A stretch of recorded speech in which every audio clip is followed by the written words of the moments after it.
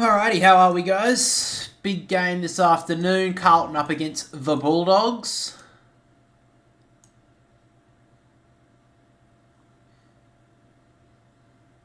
So I have tipped Carlton today. Charlie Curnow was a concern. He is playing, but there is one late change. It is Adam Treloar, who is out, and the Bulldogs have replaced him with Garcia. So that's really big news for the Bulldogs. Unfortunately, didn't get through the warm-up was Adam Treloar, so he's been taken out of the side. So the subs are Riley Garcia, for the Bulldogs, and then Matt Kennedy. Surprising one there for the Blues.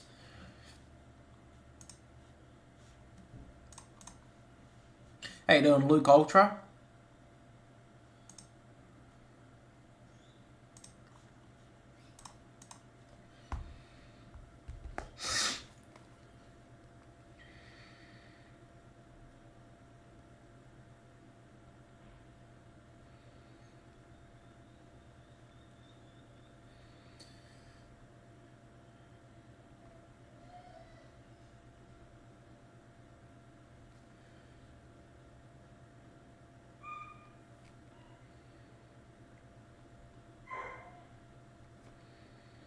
The players are just starting to move into their position now, guys. Let me know in the chat as well who you think is going to win. Like I said, I've tipped the Blues, but I think it's going to be a very good contest.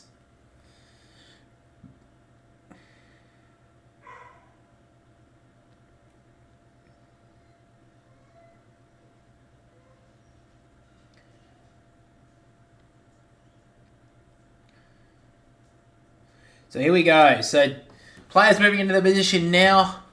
Looks like Bontempelli's lining up against Paddy Cripps. That's a massive matchup, of course. Massive game, Melbourne Stadium, full house. Here we go. English wins the first tap, immediately gets it stolen to Walsh, who's immediately wrapped up. So it looks like maybe Ed Richards running with Walsh today, at least at the first contest. So English wins the first tap down again. Bontempelli kept it in front of him, socketed it off the ground towards half forward on the bounce. Ugle-Hagan just couldn't gather it. Did well to pick it up in the end. Bontempelli, a little bit too slick for him. Newman wraps him up and takes him to ground. My brother's at work today, so unfortunately it's just me, guys. I'm sorry. How you doing anyway, Brendan? Tap down from Pitternet, so it looks like he's going to be doing 50-50 with Tom DeConey today. Hollands trying to get a handball out to his brother. Free kick's been ripped out here. And it's going to be going to the Bulldogs, so it's called a throw. So Jack McRae has the footy. Usually a pretty good user. Looks like they've flooded a lot of the defence here, Carlton. So he's just going to set it up. Ugle-Hagan stands up, jumps straight up, couldn't mark it. Marchbank gave it away straight away to Vandermeer. Threaded the handball to Ugle-Hagan, who goes up. Will it get the distance? It won't. It just fades late. And it's through for a behind. So first score of the afternoon goes to the Bulldogs. Oh my god.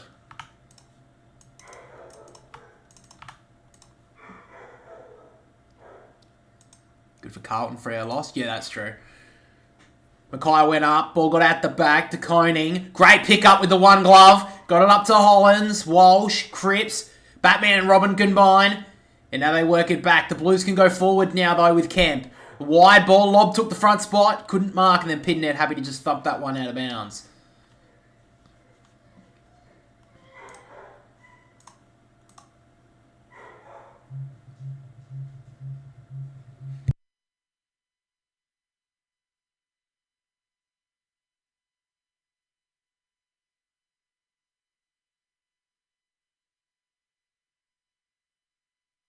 So the ball worked forward there to Mackay. Sorry, I had to pick up a phone call anyway. Walsh wrapped up by Duray. So Carlton now have it inside their forward 50.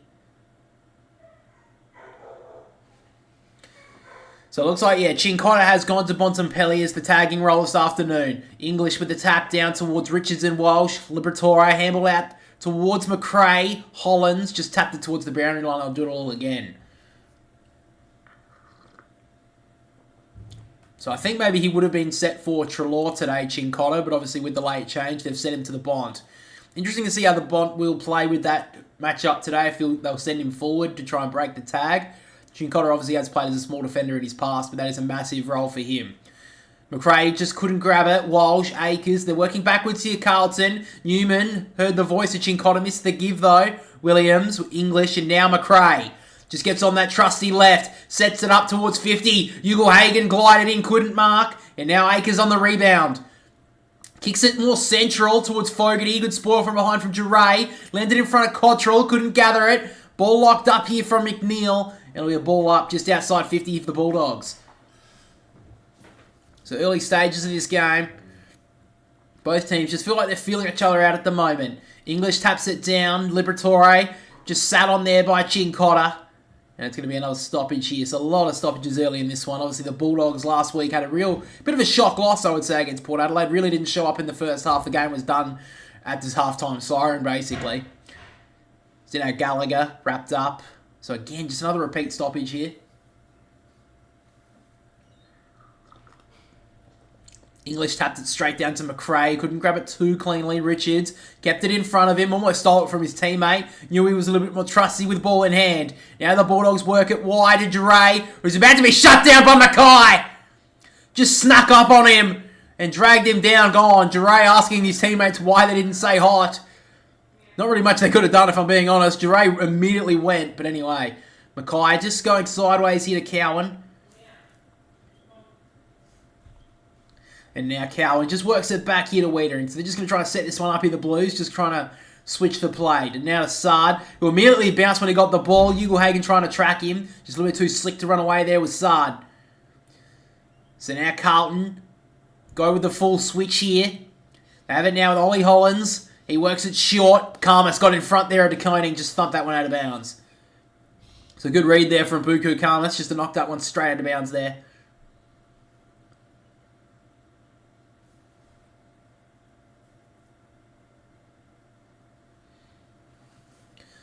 So back in the ruck. English tapped it down. Gallagher immediately wrapped up. There'll be another stoppage there.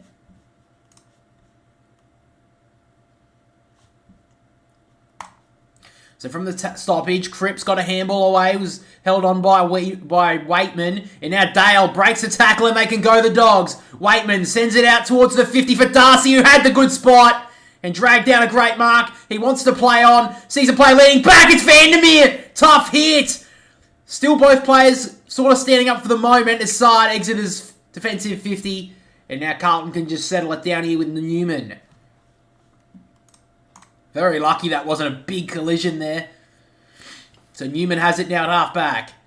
Goes with a high ball towards the wing for DeConing. 1, 2, 3. Tried to grab it. And now stolen by English. Dale threaded the handball, looking for the 1-2 with Darcy. Not going to get it done. Liberatore stood out a 2 tackle. Did brilliantly. They're working through hands nicely in the Dogs. Gallagher shrugged the tackle. And for the opener, he's hooked it left. So Dogs, couple of opportunities early in this one. Just couldn't get that one to go there, Gallagher.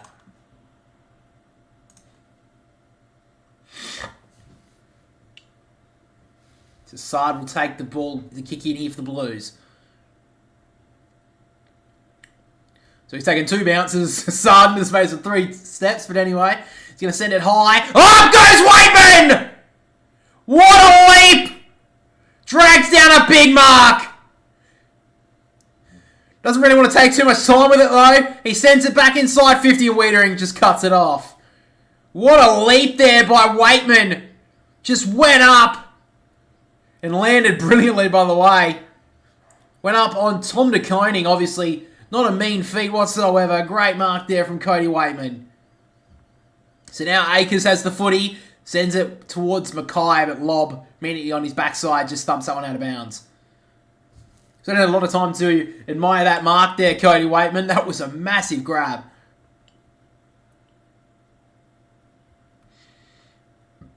Been a lot of great marks this year. Don't know if that one's going to beat the best, but that was a great grab. So back in the ruck now. Pidnet won it down. McRae immediately met. Now Walsh. Just a clearing ball towards the wing. Mackay taking the front spot. Was held a little. Lands now to Dale. Usually a good user. Got it smothered there from Chincotta. And now Walsh looking for the 1-2. Low dart down the wing was a good kick. So now Mackay runs a bit of an arc. Sends it long. 3-on-1 here is Curnow. Did well to bring that one to ground, but I think he's given away the free kick he has. How you doing anyway, Erakinitu? How you doing? I'm not sure what you've just said, but hopefully you're having a good day. So now the Dogs, they can go along with this kick. Not the greatest option. Mackay is going to cut it off here, centre wing.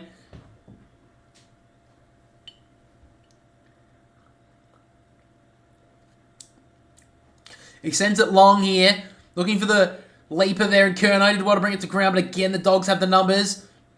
Williams looking for the 1-2. He's just going to send it long down the wing once again. 2-on-1 in Carlton's favour, and Wiedering just cuts that one off pretty easily. So a game of territory so far, but both teams yet to kick a goal. Wiedering going for the big switch, so he goes all the way back inside the defensive 50 to Kemp, who goes wide now and looks for Caleb Marchbank. Marchbank, dangerous kick, but if he gets out the back, they're away here. Good work there from Fraser. Handball wasn't the greatest, cut off by Chera. Cottrell, further back now to Cowan, who goes out wide and finds Holland. So, just a lot of feeling each other out at the moment in this game. So, Holland's now back to Kemp, and he goes back inboard to Cowan.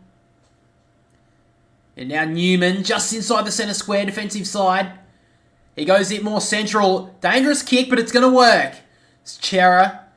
Has it in the middle of Marvel Stadium now. He wants to go. Sends it high and long inside the forward 50. Pitnet is there. So is Mackay. 2 hands. Couldn't grab it. Dale back to English, who immediately jammed it on the boot. High ball towards half forward. Here for Marchbank. Tried to put a fist into it. Didn't really get much contact. Now Chera sits on top of it with Liberatore. And the umpire will call for it.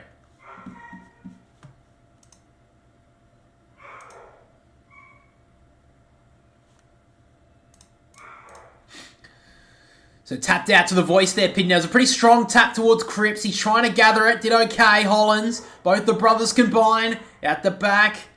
Good work there from Newman and now Marchbank. Just going to send it long in hope. Towards Curnow. Karmas in a good spot. That's a real strong mark there from Buku Karmas. The kick, dangerous. Not a free kick to Williams, but they have the numbers here. The Bulldogs. Bramble to Williams. Is about to get shut down. Great tackle from Owens. Drags him to ground. Didn't have much prior, but the umpire has pinned him holding the ball.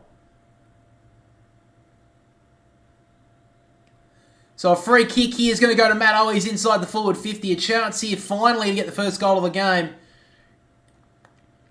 Where is the real game? It's at Marvel.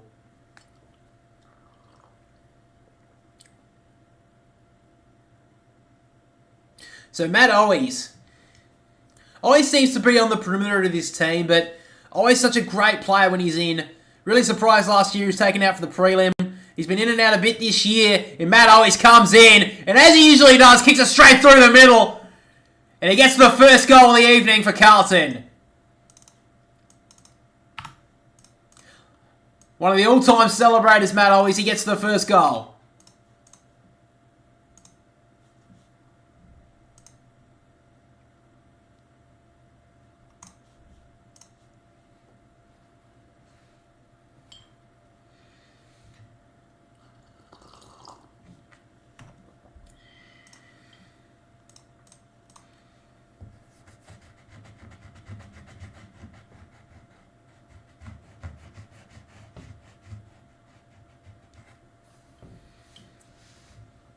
So Karmas, a real dangerous kick. Just put his whole team under pressure there. He'll know next. I bet you next time he gets a kick, he'll just go straight down the line. But great pressure there from Carlton. They didn't need that goal. It just felt like someone needed to take the first chance. So tap down. Now Walsh. Handballed over the top to the voice of Chera. Immediately wrapped up by Bontempelli.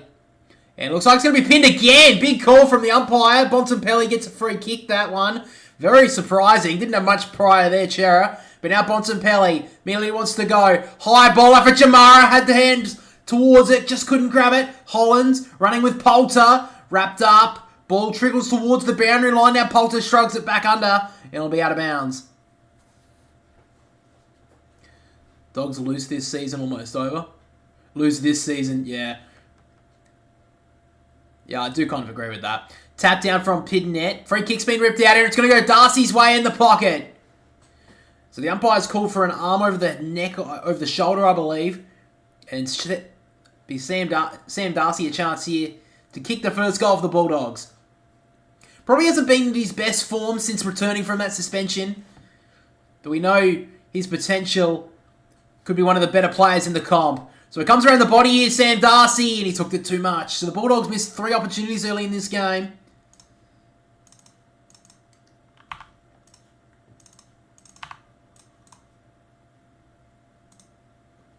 So now the Blues just trying to work out a half back through Boyd. The low kick wasn't the greatest.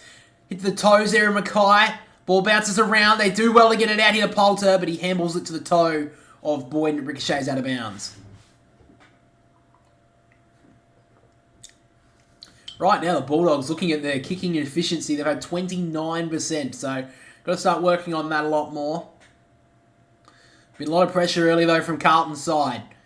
Free kick's been ripped out here from the umpire at 75 metres away. You can't call advantage if you're not the controlling umpire. I thought that was the rule, but it's called play on now. So now Curnow sees a handball over the top in Williams. Breaking 45. The low darts to the top of the goal square. And Matt Owies again. Shouldn't have too many issues here, and he'll go back and kick his second.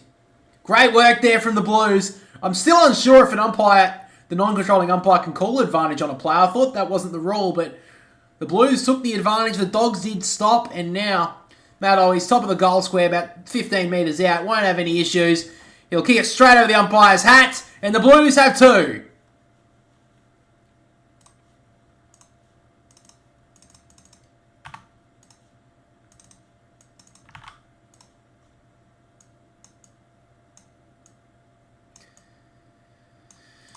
So another poor start here for the Dogs. Obviously had a really poor start against Port Adelaide last week.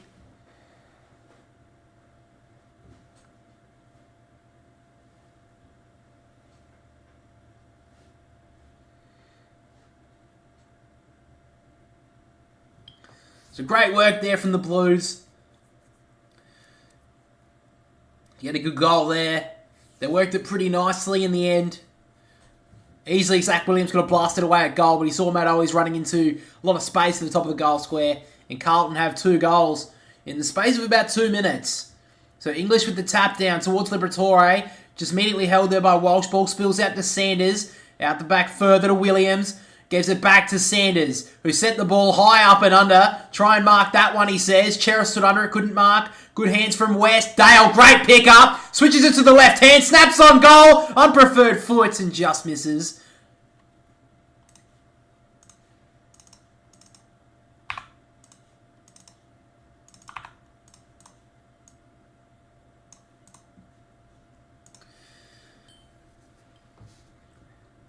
So now Boyd wants to go on the commentary side here.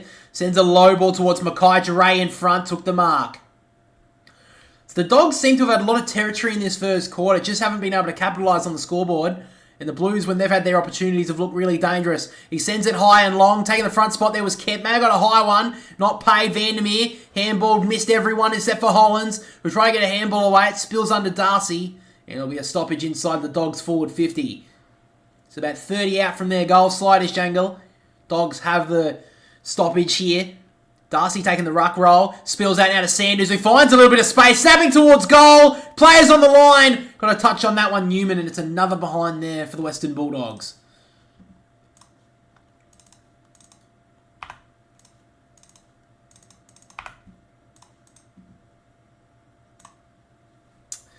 So Newman has the kick in here.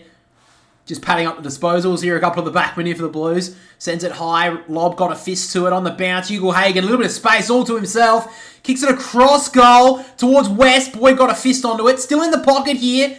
And then Vandermeer just takes Wiedering out of bounds. So out of bounds here. Forward pocket here for the Bulldogs.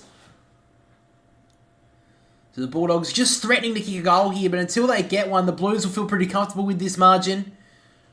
Thrown into Koning can take it pretty cleanly. Handball over the top to Hollands. He gave it to Walsh. They thread it through nicely. Kemp got his ball smothered. Just out it towards McRae here. Went low. Got a handball out to Hugo Hagan. Trying to fight through the tackle. Ball spills out to Wiedering. He kicks it out wide. Turned over to Fraser. So we can send it back inside the forward 50 here. Maybe a little bit more method in this kick is needed. But he's just going to send it low towards Hugo Hagan, who got 2 hands to it. Dragged it down. And a chance here finally to maybe get there first here for the Bulldogs.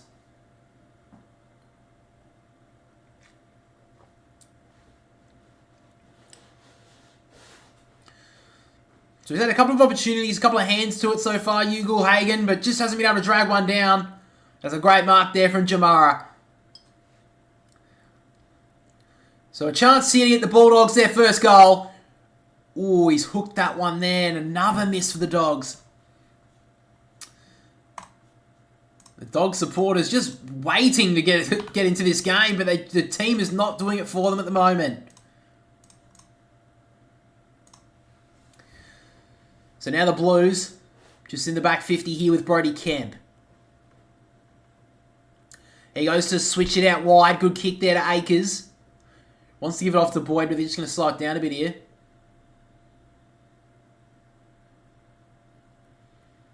Yeah, that's true. Holy shit. This is a really bad start from the Dogs to not kick a goal. Up went to Koning. Didn't get much of a leap, but he got two hands to it, dragged it down. He wants to go quickly towards the lead here of Mackay, who will round on his left. Went to go kick. Good pressure there from the Dogs. McNeil gets the free kick holding the footy. Mackay went to go kick long, then realised that avenue was stopped, and then McNeil dragged him down.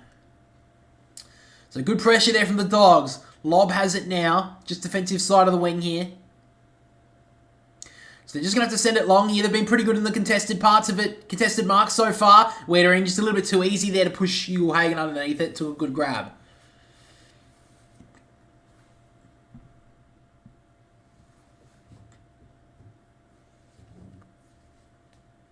So now Wiedering wants to switch it all the way back here to Newman. Doesn't mind going for the dangerous kick, Newman. Usually pretty good at it. Looks like he's going a little bit more conservative, though, with this approach. He's going to go back towards Boyd. It's a good kick. Just couldn't mark it there. He's got some time, though. Gives it back to Wiedering, looking for the 1-2 over the top. Boyd trying to break away from Duray. A lot of pressure here. Can they work through it? They do pretty well here, Carlton. Now Chera sends it high down the wing. One-on-one, Mackay and Lob. Mackay's looked good so far. Brought it to ground. Now Fogarty can drill it long. 1-on-2 here for Curnow. Ball was brought to ground. Good work from Bramble. Out the back is Owies. The chance here for his third. Tucked up in the pocket. Bouncing ball. Matt Owies. Oh, he just couldn't get it to work. Just couldn't get that bounce that he needed. It just went on straight instead of trying to get that little bit of a leg break. And it smashed into the post. That would have been a chance for goal of the year there, Matt Owies. So now the Dogs going out wide here. McNeil, they've got it to half forward. Just kicked it out wide for space. Camp up against Richards. Richards did okay. Sanders tried to sock it to himself. Newman got dragged down by Sanders, and it'll be a ball up.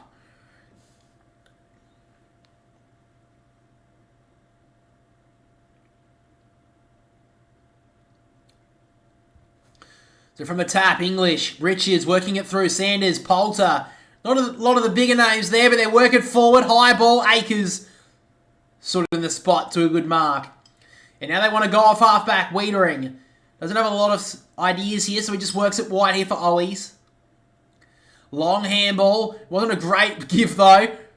They're working it out here, Carlton. Owies got it back, Cowan. Further now to Akers. The kick was dreadful, though, on the bounce. West just couldn't grab it cleanly. Darcy. Akers tried to get it out of there. Waitman. Now McRae, little worm burner to Gallagher. Couldn't grab it cleanly. And again, they've just been a little bit not the greatest so far, the Dogs. Great kick down the wing here for Hollands. 4.5 minutes left in this first quarter. Dogs have had 6 scoring shots, yet to kick a goal. Blues have only had a couple of opportunities, but they've really taken them in this first term. So now short to Paddy Cripps, of course, 200th game today.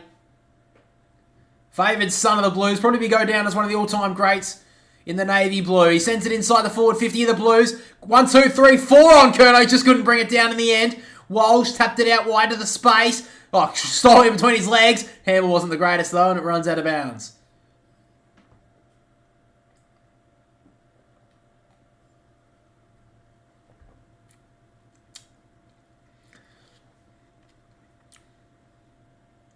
Just feels like this game needs a bit of a spark almost. He's almost got a goal from the pocket before. Right now, it's only 7 points to the margin. DeConing pushed English out of it a little bit too easily. Akers, that's his 12th touch of the quarter. Sends it inside for Mackay! Rory Lobb not impressed. He knows he should have done better, but Harry Mackay got his 2 mitts to it. Going to be very hard to get it out of them.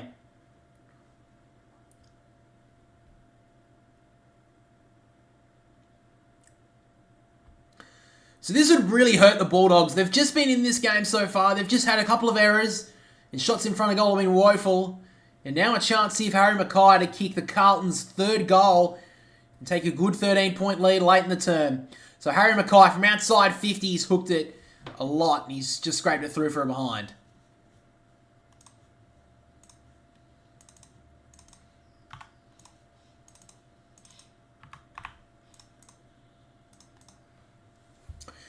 So Bramble showed a bit of it, but Dale took the mark. He stepped back inside. He's been good so far. Dale, great little kick there to Sanders, who wants to give. Gives it back to Dale. And now Gallagher immediately met by Walsh. Hard to break that tackle. Ball spills out. Akers, Fogarty can go along with the kick. All out the back is Mackay. And he's just going to go back. Harry Mackay. And a chance here for Carlton to finally get their third. Harry Mackay had a few moments ago, just couldn't get the goal, but this is a big opportunity for him. Calvin Blue going to score again. Looks like it. I think this should be a goal. Ugh.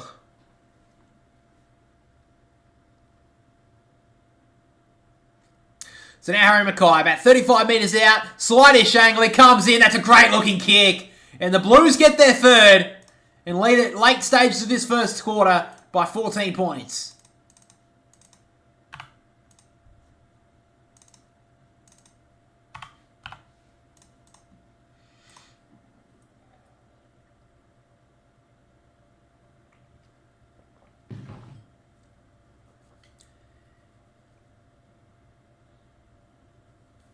Thank you, Blue. Not the greatest offensive marking there from the Bulldogs. Harry Mackay, no one near him as they... Obviously, it was a quick turnover, so a little bit harder for the Bulldogs to defend that, but they can't let Harry Mackay on his own. So he gets his first. He's looked the most dangerous forward so far, despite Matt Ollie's getting 2 goals. So back in the middle. Tap down from Pidnett towards Chero, broke away, did well. Elijah Holland snapped it across his body inside the forward 50. Up goes Williams, got a sport away from him on the bounce. Liberatore tried to get a handball away, dropped it. Lucky to get away with that one, got a kick out. Now Dale trying to break away, but I think the umpire's going to give him a reprieve. So still 2 minutes to go in this first quarter. Carlton have it on their 50. Tap down from English. Chera got boots the ball into the pocket. Williams, can he grab it? Great mark. There from Zach Williams. He gives it off. Now Harry Mackay. Snapping ball on goal. It's not going to get the distance. And in fact, he's kicked it wide as well. So Harry Mackay probably didn't have enough. He wanted to give that handball there, Zach Williams. It may have been better off just kicking that for goal himself.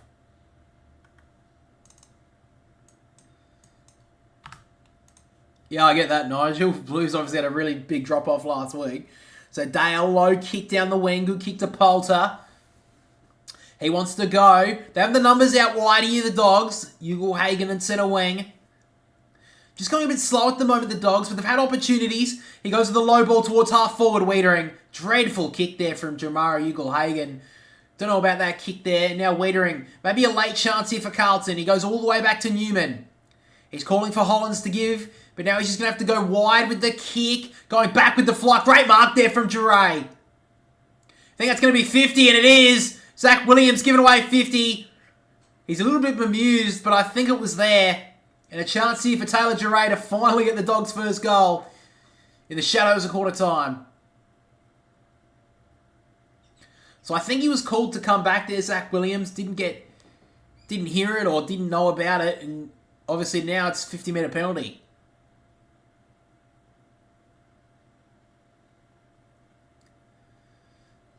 So now Taylor Jure doesn't kick a lot of goals. So Surf with their shots on goal, they've kicked 6. They've kicked 5 behinds, I believe, with some set shots, and then 1 completely missed. But now Taylor Jure comes in, and oh my God, the Dogs have the yips right now.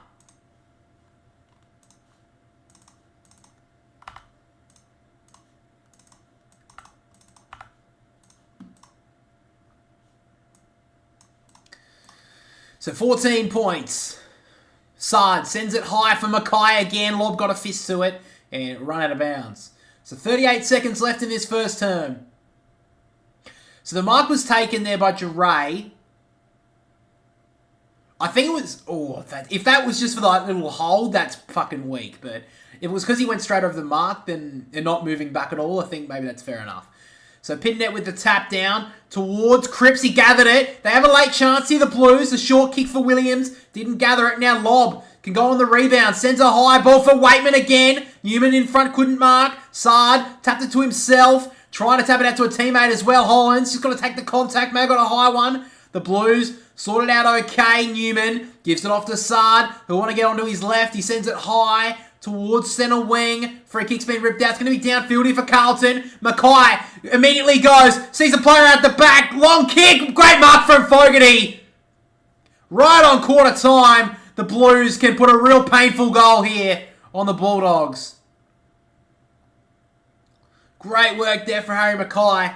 Must have heard something from the bench saying there's not much time left. Immediately wheel and go. And Fogarty got out the back.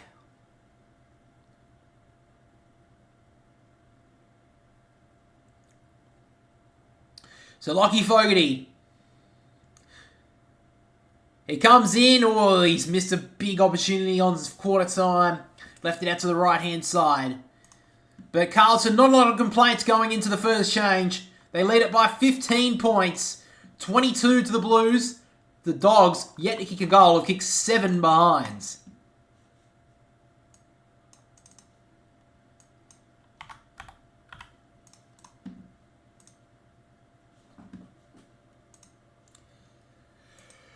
I'm tired.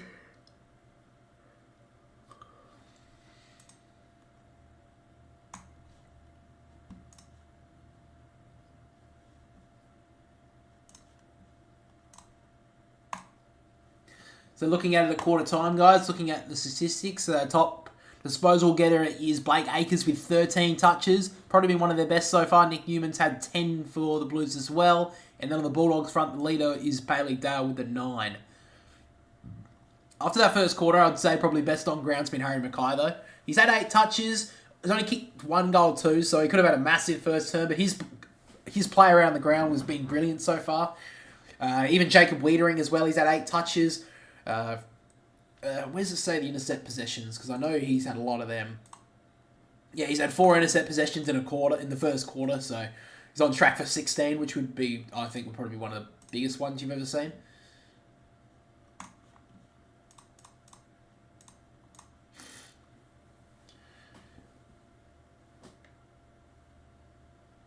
Oh, Jesus. I'm so cold. Holy shit.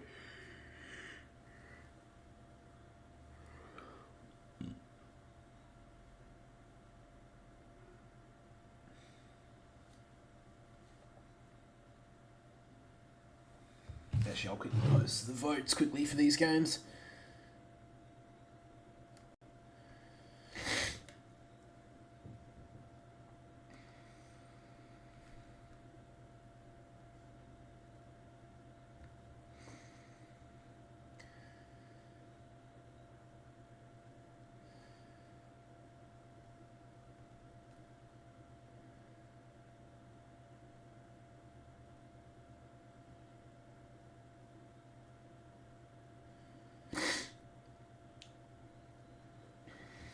Did anyone tip Freo today? I'm actually interested about that because I know, I think I saw someone in the comments say like they were surprised that we're picking Hawthorn so confidently, but I think down in Tassie it's a very hard place for especially a team like Fremantle to go.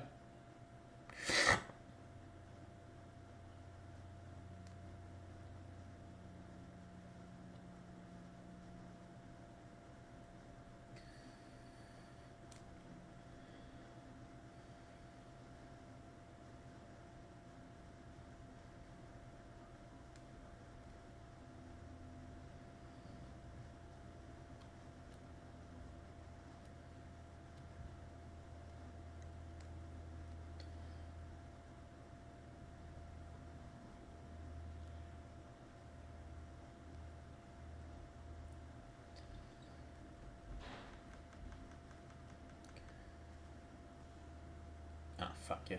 Didn't I post it? I didn't, did I? Fuck. No, it doesn't really matter. How could we post it?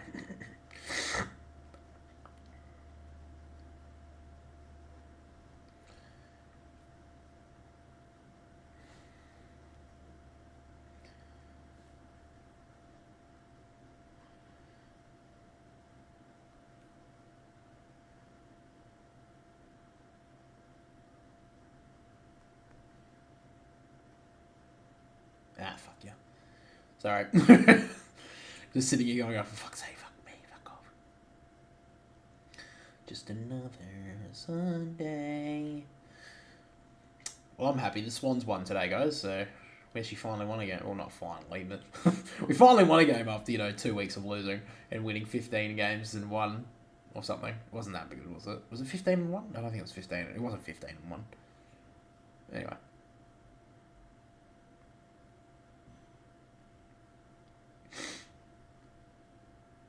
Yeah, I don't know if I'm getting a cold, guys, but I'm very tired. I'm very snotty today. Just came on to me like a fucking hour ago.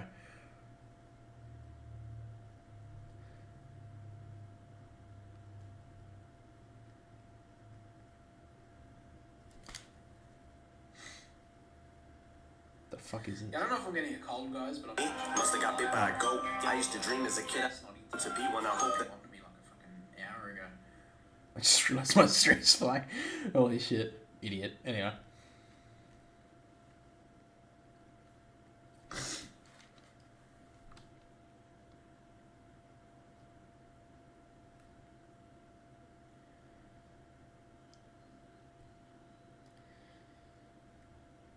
What happened last week? With what?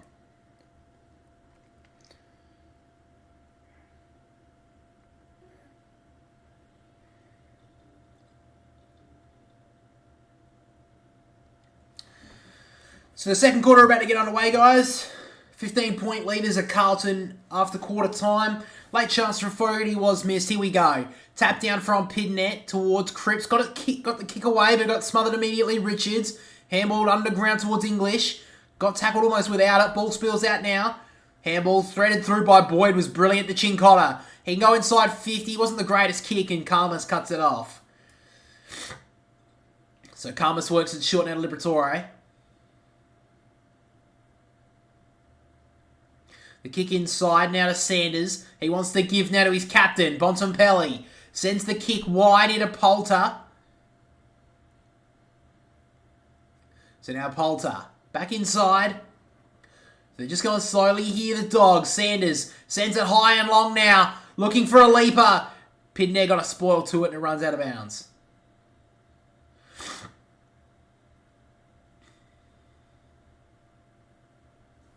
So 15 points the margin.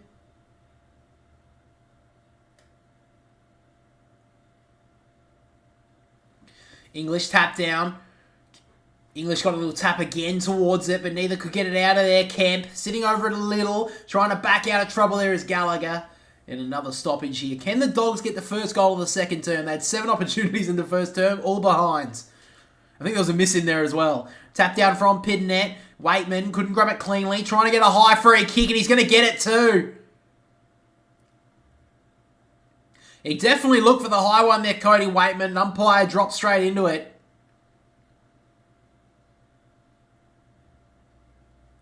I think the umpire's got to be a lot better there. Waitman's definitely drew the high free kick there. He was in a position where he was fine and then just he went like that. I think the umpire's got to be better than that. But anyway. So finally can the Dogs get their first goal.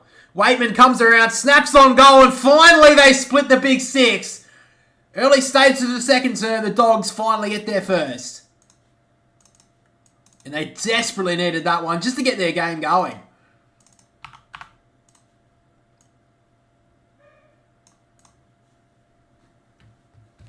So a good finish there from Cody Waitman.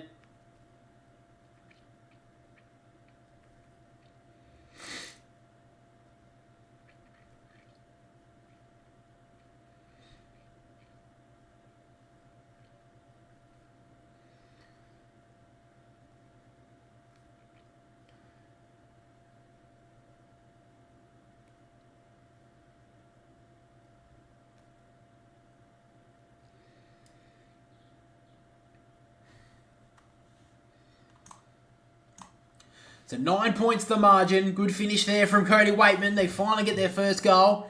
And it's only 9 points, of course. English went to go run away, but the umpire was definitely going to call that one back.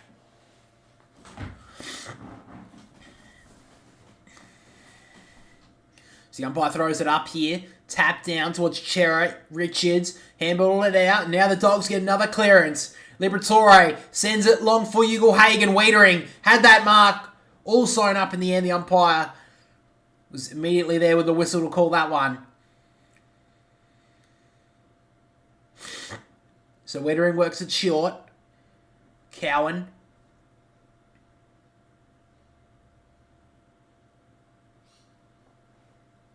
So now Cowan sends it high and long. Getting the front spot there was Richards.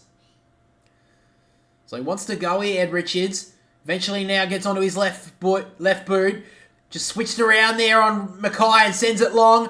Marchbank was there. Got a fist to it and Cowan tapped it out of bounds. So Bulldogs having a lot of their territory here in the early stages of this quarter. So they got a free kick from their last stoppage, the Dogs, inside their forward 50. Jacob Wettering already had 5 intercept marks in this first quarter. I think the record's 10, isn't it? Somebody throws it in again. English with the tap. Gets out now to Bontempelli. Snapping ball towards goal. 2 in a minute for the Doggies.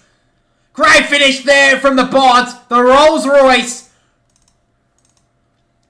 Just found a little bit of space there at the stoppage. And the Dogs, 2 quick goals. They're back to within 3 points.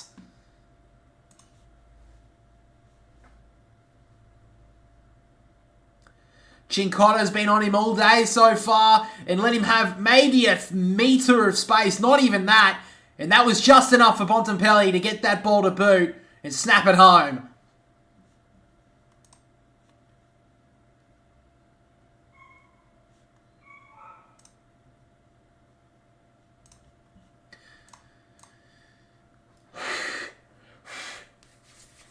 So a good finish there for Marcus Bontempelli.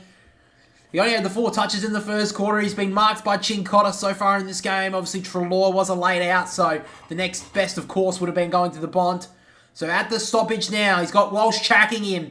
Bontempelli starting to work his way into it. Handball forward. Newman on top of his opponent. Ball spills out now to Chera, Pidnet. And now Walsh heard the voice. Handball over the top for Cottrell. He did okay. And now Chera got it smothered off the boot. Ball spills out again. At the back for Pidnet. It's just going to jam it on the boot. Kick it long. Got pushed under it there, Williams, a little bit too easily. And cut off there by Caulfield.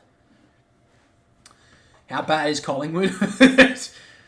Yeah, well, they're not doing too good at the moment. They're out of the 8. I don't know if they'll make finals now. It's going to be pretty hard for them. I think they still can, but it's going to be difficult. So now, Ugle-Hagan tapped it to Bontempelli. Chincotta did well to get it out of there. De Koning trying to break away. Real strong to get a handball out. And runs eventually out of bounds.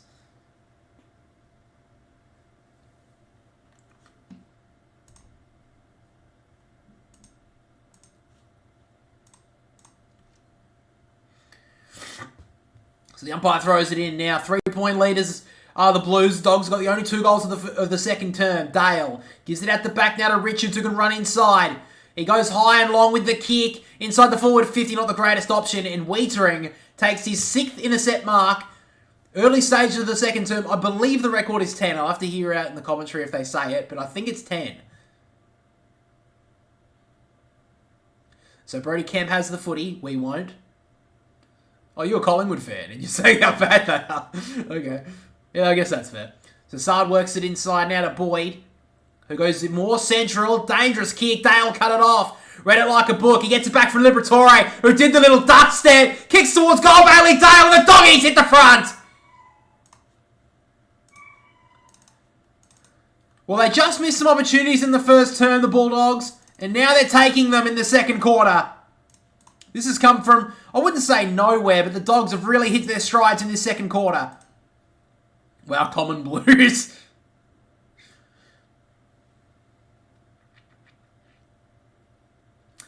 He deserves that, Bailey Dale. I think he was one of their better players in the first quarter.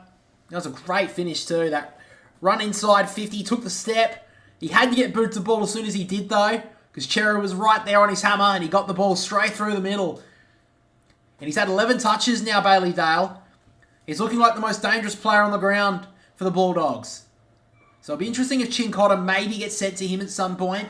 I think right now the Bontempelli matchup is working, but they may have to look at that as the game goes forward. English tapped down towards Bontempelli. Tapped it down to his feet. Now Richards got the clearance somehow towards centre half forward. On the bounce now Boyd. Missed the grab there Kemp. And the Dogs sweat on him. Waitman. Handball out the back now. Just got to gather it here. They do. Bontempelli from 55. Ball free kick's been ripped out here. It's away from the play. It's going to go to... It's going to be Nick Newman who's going to get the free kick. So that was off the ball a little. The ball was on the half-forward flank on the outer side, and the free kick's been ripped out now to go more central here for Nick Newman. Pretty disappointing there. The Dogs had the territory, but now Newman can break away. He goes towards the commentary side here to Marchbank, who just holds it up for the moment. So now he goes wide here. Curnow, good mark in the end at the mismatch. So now Curnow. He goes to the kick more central. Or just got the kick in the end of Boyd. But after that, they've got a lot of space here through Sard. You'll expect him to hoof it long. No, they're going to run the perimeter here of the 50. Good kick in the end out wide. He finds Brody Kemp. And the short little kick on the bounce there to Hollands wasn't the greatest option. Akers. Here's the voice of Kemp out the back. Further forward they go. And now Mackay, the absolute floater to the top of the goal square. Williams got pushed under it a little. But now the Dogs have the numbers. West, Waitman, and now English. Sends a floater outside the defensive 50. Marchbank couldn't mark. He heard the voice, missed the handball though. Vandermeer went in strongly. And a free kick's going to be ripped out though. It's going to be coming back here to the Blues. It's going to go to Marchbank. Got a bit lucky there. He goes more central with the kick. It's a good option to Walsh. He can set it up and sees the lead out wide to Mackay. Great kick there from Sam Walsh. They did that pretty well there in the end, the Blues. And now a chance here for Harry Mackay to get the Blues back in front.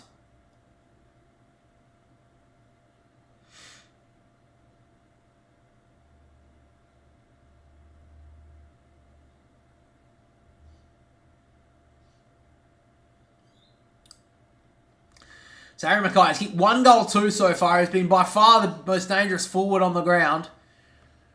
So here he comes. He'll kick from 50. That's a great kick. That's a brilliant kick from Harry Mackay. The Blues are back in front. So he's got 2 goals too. And he's looking the most dangerous out there at the moment.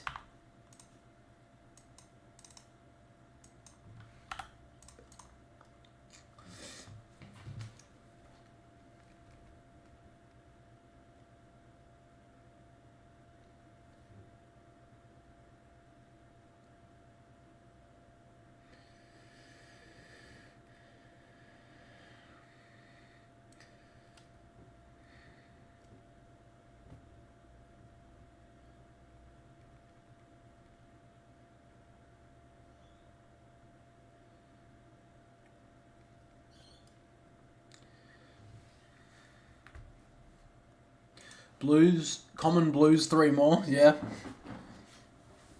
I feel like that's misspelled. Sorry, Calvin, anyway. Tap down from De Koning. Cripps got a handball out somehow. Hollands, going to send it long. Opportunity one-on-one. Karmas, great work. When he's been matched up on Curnow, he's actually done really well so far. He gives it off to Dale. He sends it wide. Up went West, couldn't mark. Ball spills out now to Newman. Vandermeer on his hammer. Ball spills now. Poulter wrapped up, taken over the interchange gate. It'll be a ball up. A ball in, sorry. So 13:04 on the clock. Still in the second term, of course. Dogs have kicked 3 goals in a row. Blues quickly respond there through Harry Mackay a few moments ago. De Koning took it out of the ruck, handballed forward, not really anyone in particular. Poulter handballed out the back, missed for Sanders. He wraps up Hollands, got boots the ball. High ball now, De Koning did okay. Handballed forward, smothered by Richards, and De Koning just going to take him out of bounds.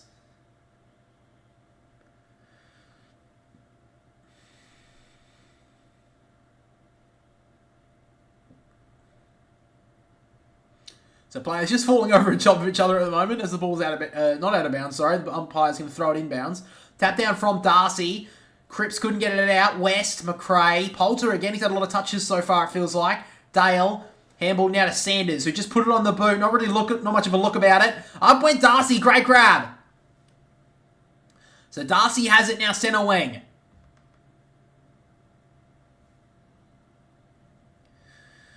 So it goes low with the kick, not a very good option, and Newman just gets in the spot that he needs to be. So Nick Newman goes with a wide-looking kick, went up there. Darcy got fist to it, did well. Fuck that one out of bounds. Just a little bit of a repayment after messing up the kick a few moments ago.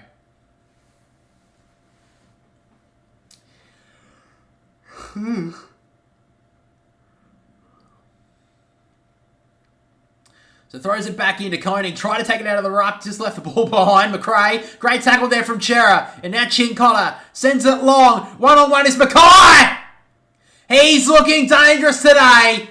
He likes the matchup on Rory Lobb. And a chance here for his third goal of the afternoon already.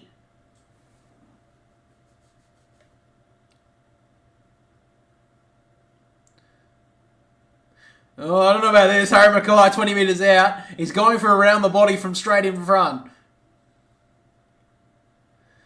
So here we go. Harry Mackay going to come around the body. Snaps on goal. Well, it may not be the preferred way for most people, but the result is what everyone wants in a navy blue jumper. Harry Mackay's got 3.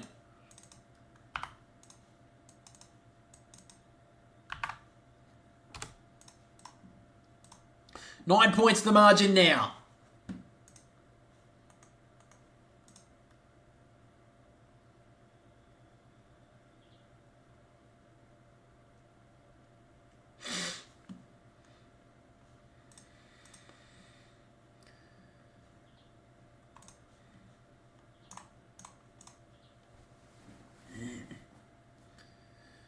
So Harry Mackay just starting to work his way into the Coleman race. He's moved all the way up now.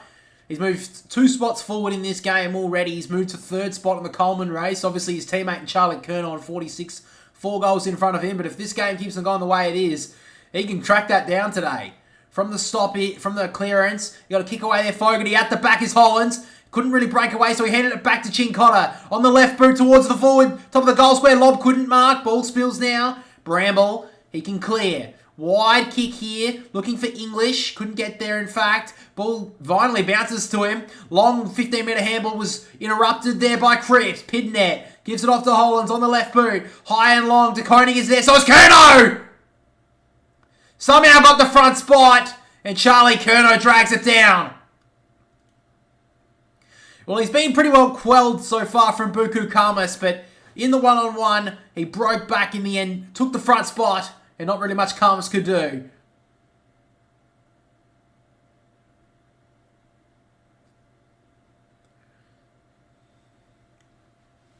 So Charlie Kerno, to be the 3rd different goal kicker, they've only had Owies and Mackay hit the scoreboard so far, the Blues, and Kerno hooks it left. Straight in front, 40 metres out. You'd almost put that in the book there for Charlie Kerno, but he's missed.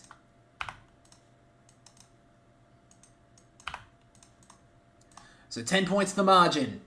Dogs working out to the wing on the outer side here for Poulter. Handball over the top here for Duray. Long kick. Great mark going back. That was Brody Kemp.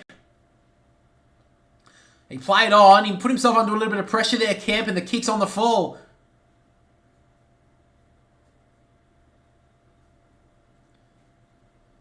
So free kick now is going to go to Duray. He's going to send it long. Ugle-Hagen's in the spot. West almost spoiled him. Darcy gave it to West, who snaps on goal. Umpire straight over his hat. And Riley West gets the goal there for the Dogs. Back to within a goal now. The Bulldogs. Great finish there from Riley West. And great work there from the Dogs. Just to work that one calmly. It was Sam Darcy who got that little handball away. And a great finish in the end. Lenny Kravitz, Billy Idol, pre-game AFL Grand Final, Twilight or Night. Are they going to be doing that one, are they? I know that Katy Perry's supposed to be the entertainment as well. We'll see how that plays out. I don't know. I mean, I don't mind Katy Perry, anyway. I mean, I don't mind her, whatever. I don't know if that's sort of grand final music, but we'll have to wait and see.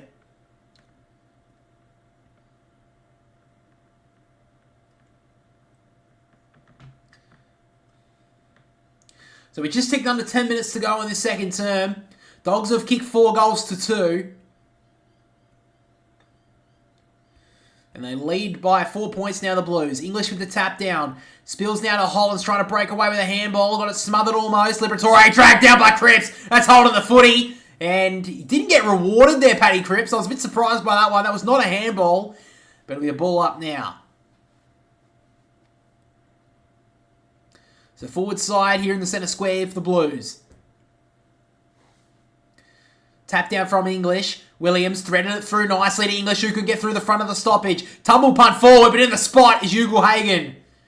Just inside 50. Couple of leads here, a couple of fake leads almost from Sam Darcy, but I think Jamara will take his time here and try and get his team back to lead. So it's going a bit quickly here, Jamara. He's got to slow down a little bit, but he's going to go with the kick. He runs a bit of an arc and maybe rushed himself a little. It's high and it's not going to get the distance. McRae under some pressure here, the Blues, and a kick wide there from West. Should have finished that opportunity.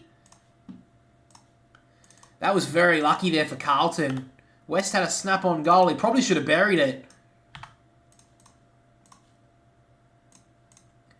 So now Sard goes long with the kick just inside the centre square. Karmas almost a push out. Not paid. Fraser back to Caulfield. The low kick was on a push. Hollands can go. Forward they go, the Blues. They've got the numbers. Curnow can give it off to his captain. In game 200, Patrick Cripps. The crowd will tell you the story.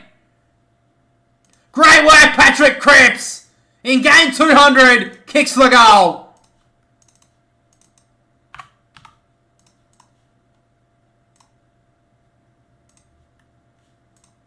Great finish there from Paddy Cripps. The Blues break out to a 9-point lead.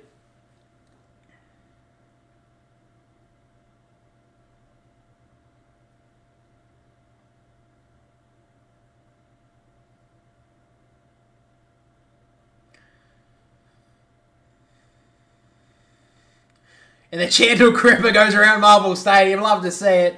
Great work from Paddy Cripps. A lot of people probably won't even remember this, but he was on the West Coast list before moving to Carlton. And what a pickup he's been.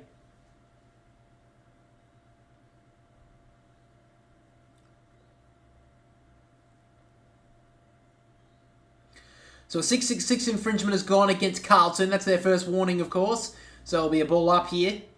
Pidnet with the tap down. Ball spills now to Bontempelli. Handball through nicely to Liberatore. Had a kick on the right boot. Low ball's going to be good. 1-2. Darcy should have marked that play on. Ugelhagen, McRae. Vandermeer pushes, he kicked it. Runs towards the pocket. And Sard got a spoil.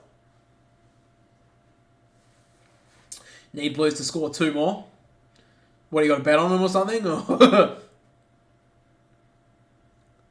So out of bounds, forward stoppage here for the Dogs. They've looked dangerous at this in the second term. They kicked, I think, 2 goals from forward half stoppages. English tap down. Walsh couldn't grab it cleanly. Liberatore tried to back out of trouble. Handball out to Sanders. Cowan wraps him up. Ball spills to him now. Holland snapped away, not really looking. Cottrell couldn't mark. Good steal.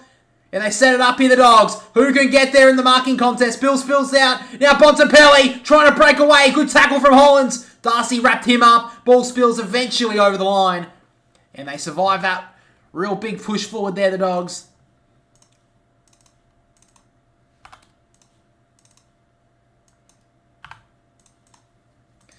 So now the Blues get all the way to the wing here. Fraser trying to put on the Shepherd for his teammate in Bramble.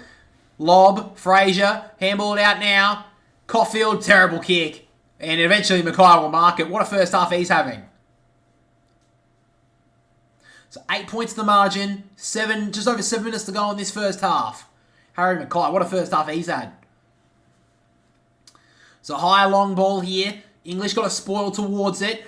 Almost lobbing him flight over it. Caulfield got pushed underneath it there from Chincotta. He heard the voice, but goes straight to an opponent there in Bramble. He ducked back inside. The torpedo floater towards half forward. Ugelhagen drags it down! Got one hand to it just to parry it to himself. And Jamara drags down a big mark. So he's kicked 2 behind so far. Jamara had an opportunity a few moments ago from outside 50. Didn't make the distance. Needs to get a little bit more of a run-up, I believe. But he's going to set up with the 3-step run-up. Oh, what am I to question him? Jamara bombs it home. Dogs back to within 2 points.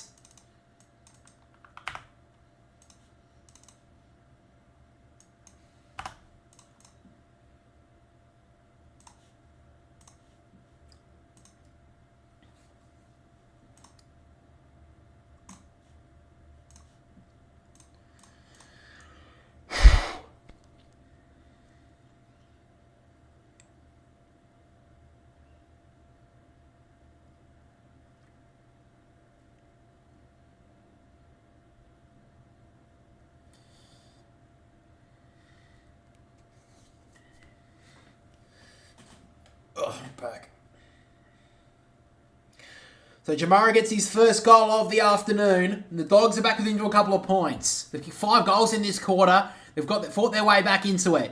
Bontempelli trying to slap it to himself.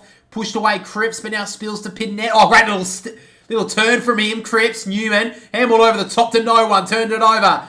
Cripps, good tackle on English. Now Richards, got a handball away somehow. Ball gets out now to Dale. He handballed it to a voice. Bontempelli trying to step out of there. Tapped it away. Richards, snapping ball towards half forward on the bounce. Kemp, ricochets now. The Dogs have the numbers. They set it up now, McRae. High ball there for Williams! Well, you don't really see Bailey Williams getting forward, taking a big grab. But he's on the opposite wing, I believe. Worked his way forward. And a chance here for an unlikely goal source to get the Dogs in front. That was a great kick there from McRae. It was Williams on the other wing who just ran forward, got over his opponent in Akers, and Williams comes in, and the Dogs are in front. This game's really opened up in the second quarter. We only saw, I think, 3 goals in the first term. Now we've seen, 9 in the second quarter, and the Dogs have the lead.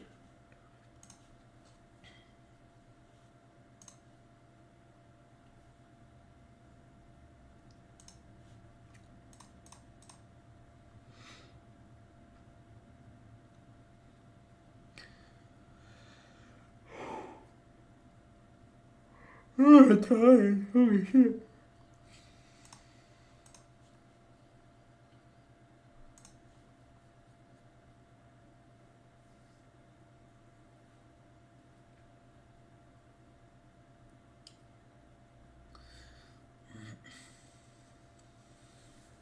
So 5:20 on the clock. Still heaps of time in this first half.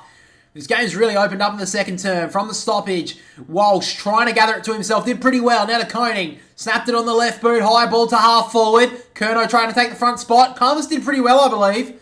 And it's going to be a free kick back to Kerno. So I don't know why that was called, but anyway.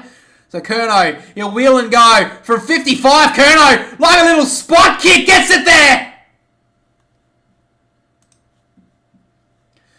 Well, I don't know about the free kick, but anyway, nonetheless, doesn't really matter. The goal is what counts, and the Blues are back in front.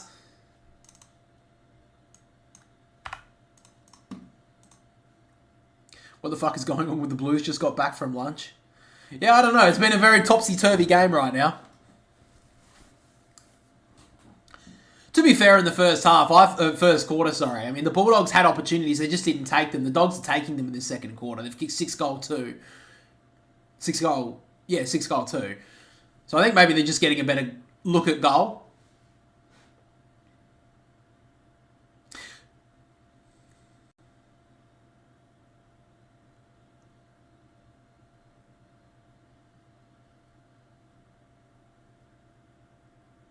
So Ollie Hollands may have came off here with an injury. It's one of the Hollands brothers, and it looks like Matt Kennedy may make his way on just before half-time.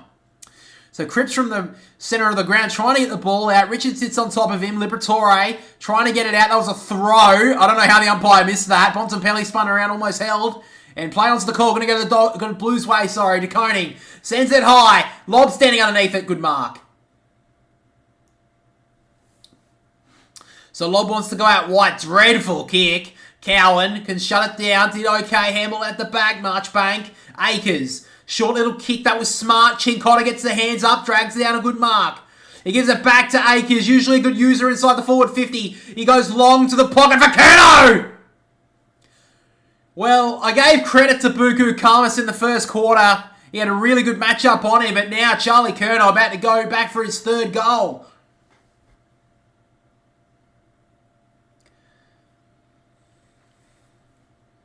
So O'Donnell out this week for the Dogs. Liam Jones not there. The tall targets of the Blues just starting to flex their muscles in this quarter. And Charlie Kerno, oh, he's missed a big opportunity there.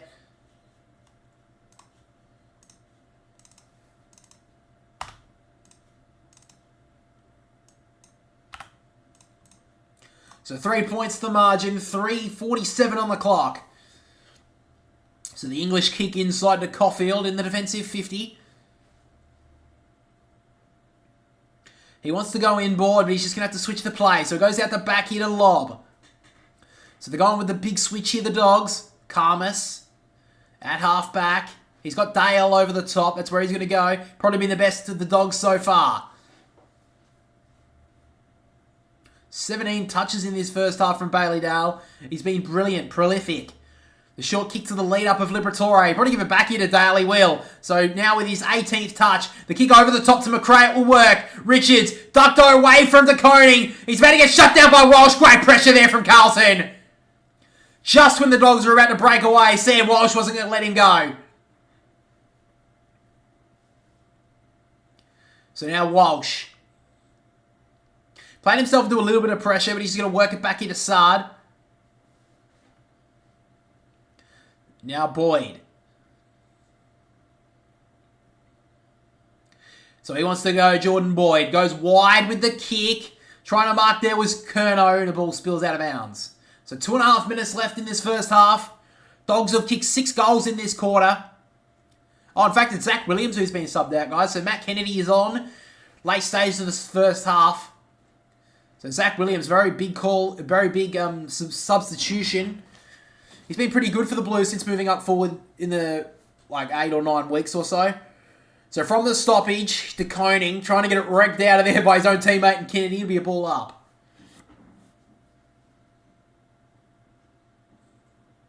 So English tap down. Kennedy will get the clearance here. First touch for him. Long ball here, going back with the flight was Caulfield. Ball spills now. Owies. He's always dangerous on the ground. Lob won't catch him. Neither will Dale. And Matt Owies kicks it right into the point post. So he had a really good start to this game. Matt Owies kicked 2 goals in the first few minutes. But since then, been pretty quiet. So it looks like the ice is out for Zach Williams. Looks like maybe a hamstring.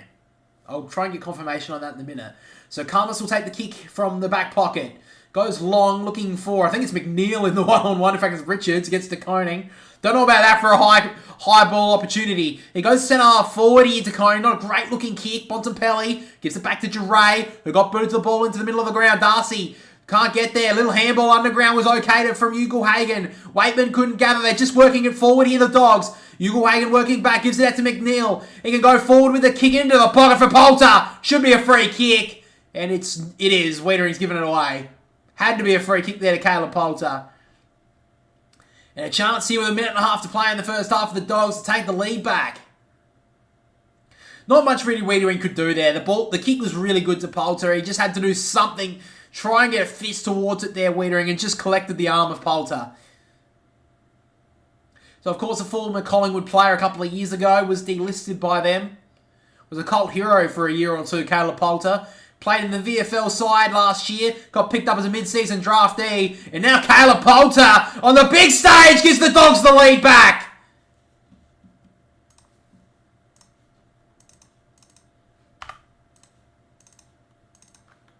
High-scoring second term.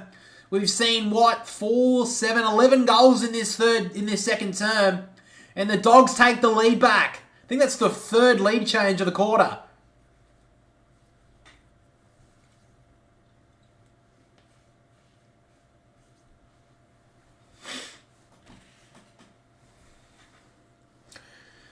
With 1 minute left on the clock, can the Blues quickly respond with a late one, or will the Dogs hold the lead to half-time?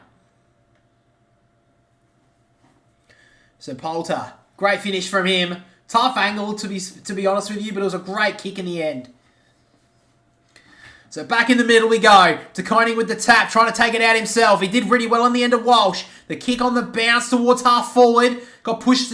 There was Hollins. Dale couldn't grab it cleanly, but did well in the end to get it. They can work it forward now with the captain in the bonds. Sends it long. 1-on-1 at the back is Jamara. 1-2. Good work from Sard. Waitman looking dangerous. Ball spills now to West. He's got Sanders as a handball option. Great defence here from Carlton. They lock it up.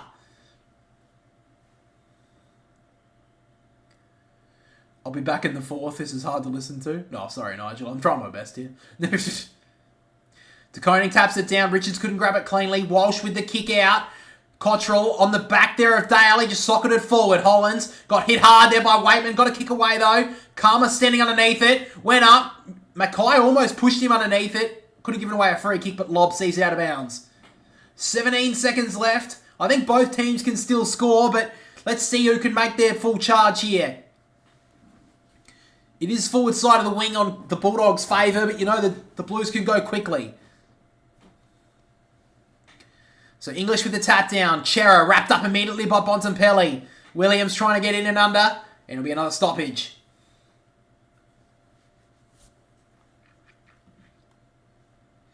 Not you, mate. It's just the Blues. Your commentary stopped here. Cheers, man. Ball spills now to McNeil. He got wrapped up by Akers with 1 second left. Unless there's something crazy, this will be a halftime scoreline. Just the Blues. DeConing with the tap down. Williams trying to shark it out of there, but there's your siren. And at halftime, the Dogs have fought their way back in front. So at halftime, they lead 51 to the Dogs, and the Blues are 48. All right, guys, we're back in about 20 minutes for the second half. G'day guys, welcome back to a new episode of the Boundary Riders podcast, episode 71 I believe. Sorry, I forgot to check before we started. But we do have a lot to talk about today. We will be talking about, of course, the injuries and suspensions over the weekend. We'll also be taking a look at a little bit about Damien Hardwick and his presser that got condemned by a few people. Also about the Tasmania ground and the concept for that. Of course, our tips, AFL fantasy breakdown and much more. So let's break it down. Let's roll the intro and get straight into the new episode.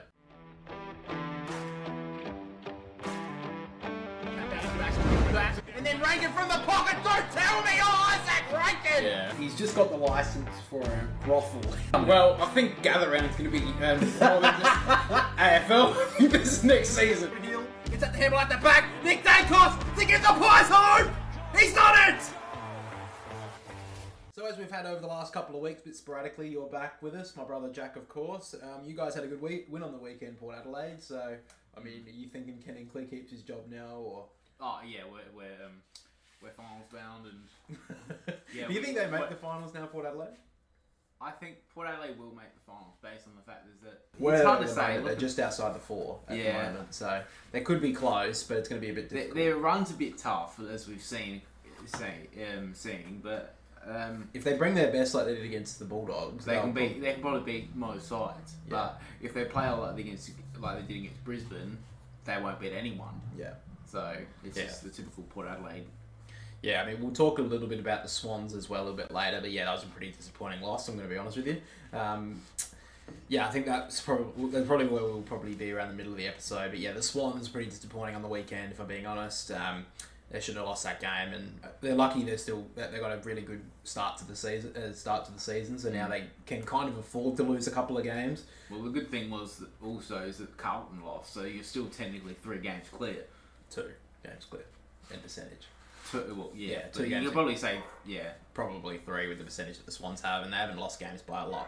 But of course, let's start with a couple of news stories throughout the weekend. Of course, we'll start with the injuries. So it's just some big ones, really. First of all was Brody Myercheck. He got injured way back on Friday night. Looks like he's going to miss the rest of the regular season. I know some people may have thought it was the whole season, but it looks like Brody Myercheck will just miss the regular season now. Kind of a really hard year for him, really. He's been injured a lot throughout most of it. And, that's pretty unlucky there for the Pies because they really do need that forward that they can kick to. Because Ash Johnson just seems like he's not coming through. And, yeah, it's unfortunate for Brody, but looks like he's going to miss the majority of the rest of the season.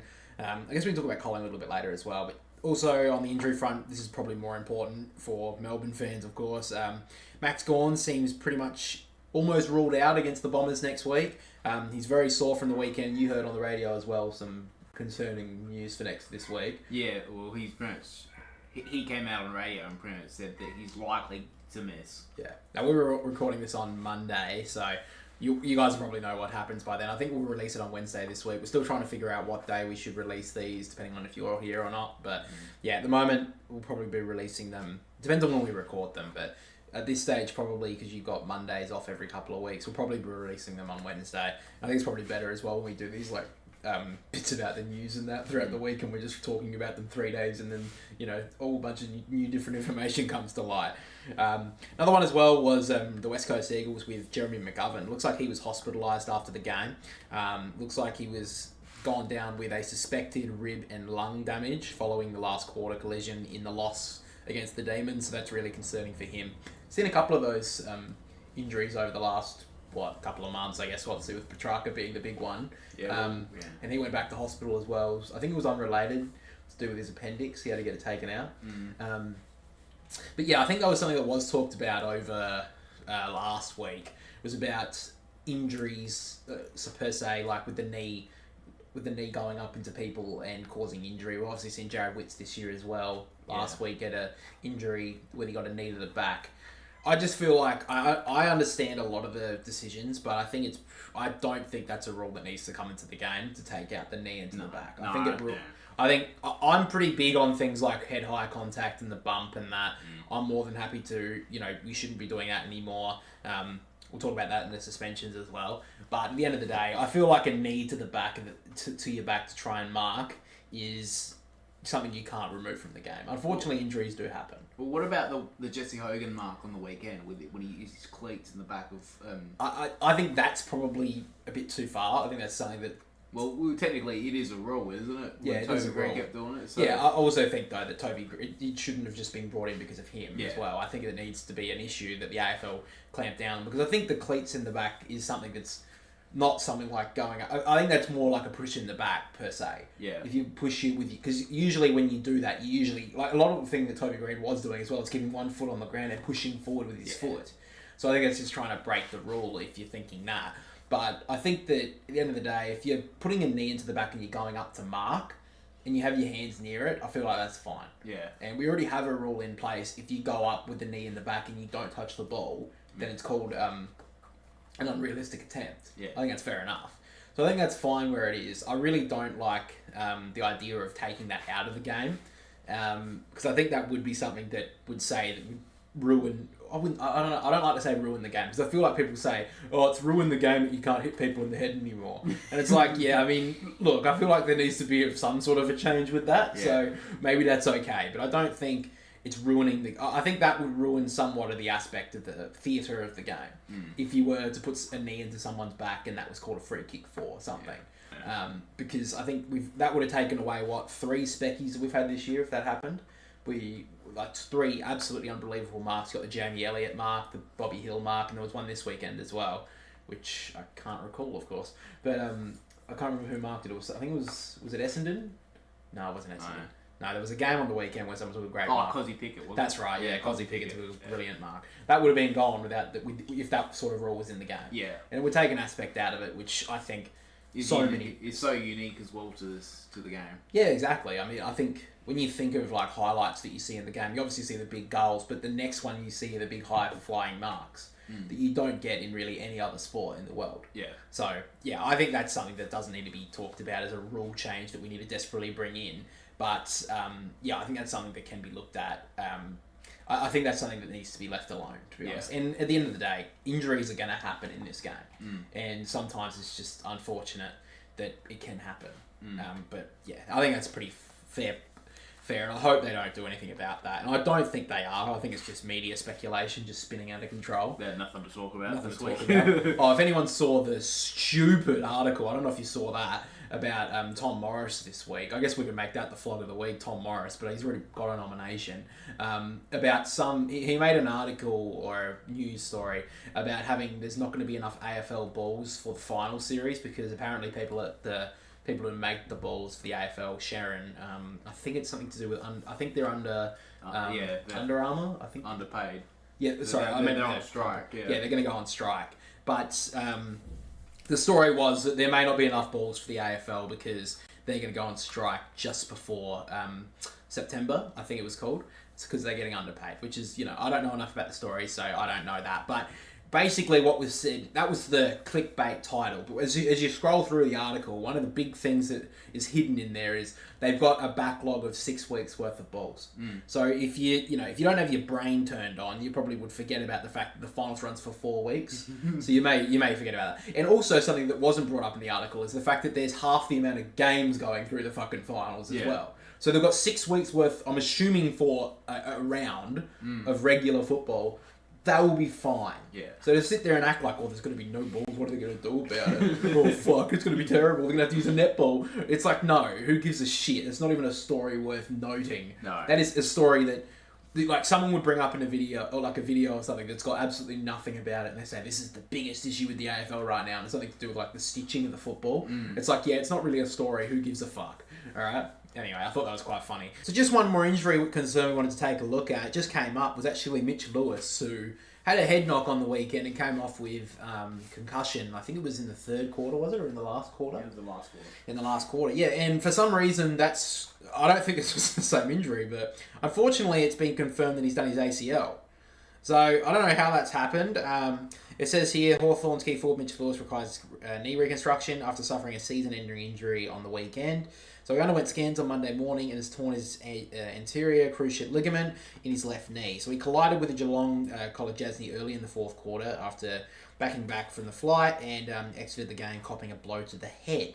The Victorian has cleared of concussion at the ground, but the Hawks have been sweating on their scans since, and it looked like which were more serious than first feared. So I guess it wasn't really concerned too much. They were obviously thinking about the head, but yeah, he's done his ACL, which is really unfortunate because he only played the last game he played before that one was on Easter Monday back in round 3, and now he's going to be out for another season. So. Yeah. It's really unfortunate for him because he's such a good talent. We were talking about it so much during the stream. Yeah. But unfortunate, Mitch Lewis is going to miss a whole another season. So it's really unfortunate for Hawthorn. Hopefully he gets back soon, but it's really unfortunate for him.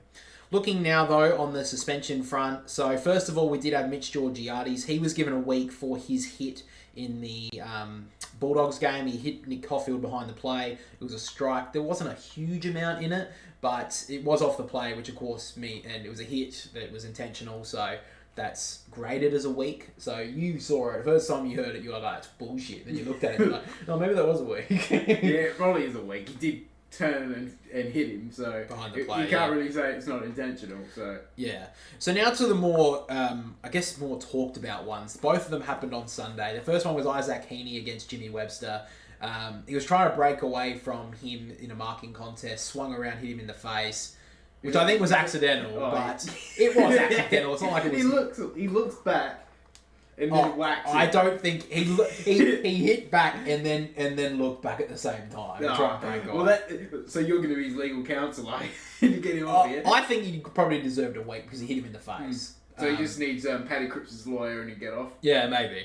But I'm actually quite surprised they gave it to him, to be honest. I thought they usually are pretty protective on Brownlow favourites. Well, Zach Butters has got a pretty good run this year. Yeah, well, exactly. But anyway, Isaac Heaney has been offered a week. By the time it comes out on Wednesday, it will be, if they take it to the tribunal, the Swans. Which they probably will. I think they will, yeah. I think that maybe that will mean that Parker comes back in, but... yeah, I think they'll challenge it. Who knows if they get away with it? I mean, it's funny, a toss of the coin at the moment. Yeah. I think probably I understand why it's a week. He turned around and hit him in the face, and he had to come off with a nosebleed. I don't know if he broke his nose, but yeah, I mean, he was down on the ground, and yeah, I think it's unfortunate as a Swans fan, but I feel like it's just going to be given a week. But I think we said that about Paddy Dangerfield a couple of weeks ago, and he got away with it. Yeah. So who the fuck knows? And the big one, which was the last game of the round, some people may have not seen it because it was the Crows v Brisbane game, but Isaac Rankin set for a big stint on the sidelines after hitting a player behind the play was Brendan Starskovich. He's been offered 4 matches. So I haven't really looked at this one yet. I know it was a big talking point throughout the game, but of course they're going to give me a fucking stupid advert beforehand. I'll quickly look at it in a minute, but from what I've heard, it's not a very good look. No, it wasn't. He was... both Starcevic and Rankin are both running back towards, I think, obviously the Crows forward 50, and he's not... Starcevic isn't expecting any contact, and Rankin comes back towards him and hits him straight in the chest. So I'll show the replay in a minute. I just want to have a look at it here. So Isaac Rankin has been out for quite a while with injuries. Came back the last few weeks, been a pretty decent impact for the Crows. Starskovich actually was subbed off in this game. And yeah, this was a blind hit. Wasn't really anywhere near the play. I feel like this is going to... yeah, I'm not really surprised by that. And it's off the ball. It was intentional because he stopped, looked at him, hit him. Yeah, and the fact is that he did go off and he got subbed out, Starcevic. Yeah. So I don't think he's going to get away with that, to be honest. I think that's going to be 4 weeks. I'm a bit surprised it was so heavy. I thought maybe it would have been 3 looking at it. But... yeah, I mean, at the end of the day, shouldn't have done that. Yeah, and the Crows may challenge maybe one of the grades. The grade to try and reduce the amount of weeks, but he deserves 4 for that. You think he deserves 4? Well, yeah, he deserves him 3 to 4 weeks for that. So Yeah. Okay. Was it concussion? Because he did get him in the stomach. I think it was. It was like I think it whiplash was or whatever. Yeah. Yeah, whiplash concussion. Yeah. Yeah. So a little bit unfortunate for the Crows, but at the end of the day, he shouldn't have done it. Mm. There was no need for it. It wasn't like it was a shepherd But or anything. but what happened after it was not should not have happened from some of the Brisbane supporters. What did they do? Oh, they racially abused him. Yeah. Oh, yeah, so that's just fucked. That doesn't need to be happening. No. I think the Brisbane came out with a statement, obviously saying that they condemned the and Brisbane supporters who did that. We don't support that, which is fair enough. And they've scrapped his membership and shit. And it was an up and coming journalist. They said. Well, that's a shocker. Fucking hell. What an idiot. Anyway, that's pretty much all the suspension and the injury fronts we have this week. So, of course, on the weekend, Gold Coast lost to North Melbourne, the Flat Track Bullies. And they lost, and after the game, Damien Hardwick had some strong words to say about the club and, you know, the team himself. And he used a naughty word. He said they need to fucking grow up. Now, I'm allowed to say it. It's been bleeped out everywhere else because for some reason. I think it's so funny that in any sort of Australian nature around the world, you can't, like, anywhere around Australia, sorry, if you say the F word, fuck, that is, who cares? It's basically a word that we use in the language now. Yeah. But on the Australian media, it's like, well, you can't say that and have to bleep it out, which I think is hilarious. But anyway, he said that after the game, and after that, on Channel 9, of course, it was in Kane Corns' Volcano to say that Damien Hardwick's being... No, sorry, he didn't say this. He said that, you know, the Victorian club's a bit interesting to not realise... They're not really realising how easy it is when you play average of 15 games at the MCG every year. Yeah. Which is fair enough. But then Damien Barrett chimed in and said, you know, he's acting like a sook when he says those sort of things. And it's like, so Damien Barrett's going to be the flog of the week this week because I don't think he's got a nomination yet, and he fucking deserves it because acting like what Damien Hardwick's saying is a sook. He's a bit of a fucking get over yourself. That's just some fucking because what happened is that was the thumbnail for the Channel 9 footy show on the Sunday. Yeah. So that's the grabber clickbait title to fucking get people interested. Click on the thing, and then it's him saying, yeah, you know, Damien Hardwick's made a bunch of comments in the past saying, you know, it's just he's just acting like a bit of a sook. And it's like, that's not real. I feel like Ross Lyon was being a bit more of a sook throughout the start of the season when he was making all those excuses for the Saints every single fucking week. I don't want to make an excuse, but, you know, we don't have the academy picks that, you know, the Gold Coast do. They've only got picked 4 academy players in 1 year of the draft. That was more sooky, but no one calls that. He doesn't call that out. No. He calls out Damien Hardwick for saying the club needs to fucking grow up, which is, you know, fair enough. They have not made a final series in their lives, in their livelihood. They are not gonna. They may not even make it this year now. With the easiest draw. They had North Melbourne twice, and I think they had West Coast twice. Yeah. They can't beat North Melbourne at home. And look, Damien Hardwick, fuck me. Hardwick did say, and he did give credit to North Melbourne, they said that wasn't the team they played 9 weeks ago. And it's obvious if you've seen it. Yeah. And North Melbourne are definitely a club on the build, and they are looking good. They look like a team you don't want to be like, oh, fucking North Melbourne are playing this week. A lot of people are starting to actually tune into their games, which is good to see. I think Richmond and West Coast have really fallen off the last month or so. Yeah. And they do need to improve. But at the end of the day, I feel like there's a lot more issues with the game right now and a lot more issues that you can pull out of and call people out for. Instead of calling Damien Hardwick a sook because essentially he said the F word. Oh, sorry, Damien. Did that hurt your feelings, did it? I've never heard the F word before. I just fucking... It just pisses me off sometimes when he has to... That's just a full-on... That's just him trying to get a headline for his Channel 9 media job or whatever. Because he can't do it when he's doing the AFL stuff. Because he's getting paid by the AFL or whatever, and they'll get him paid no matter what. But on Channel 9, that's the way they get their clicks, or whatever. And I think that's a pretty big point. Now, look, on the thing that Damien Hardwick said, I think it's a very decent point he can make. And look, maybe he shouldn't have sworn, but I think at the end of the day, he was trying to make a point to his players, and trying to make a point to the club that they need to grow up and playing away from they've shown that they can win at home, and that's good, but you need to win away as well. And I think the best sides do that. Now, I think that there's something to be said about, you know, the best clubs win away and win at home anyway. So I don't think that that's a big thing about the Gold Coast, and it does show that they are building. But they were talking in the start of the season that they were going to be... This is the team, basically, that's going to build them to a premiership. Yeah. It's almost all there. They just got to start putting the building blocks to then get them there. But... Alright, guys, so we'll move into the second half now.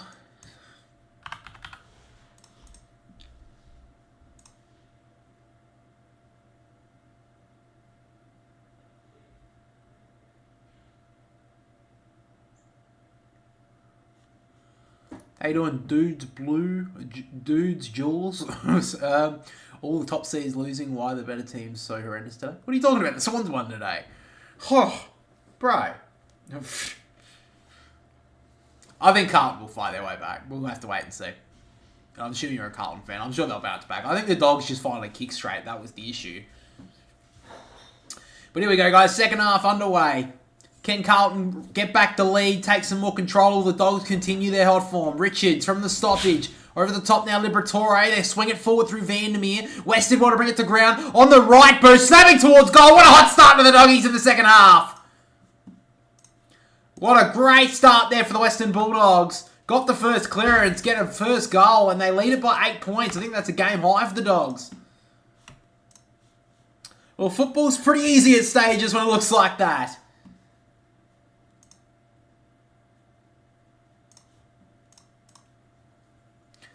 How you doing, dudes? 7-1 Diamond 7 Jules. That's an interesting name. Oh, I saw you. Hey, Cameron. How you doing, man? From California. That's awesome to see people from around the world watching our great game.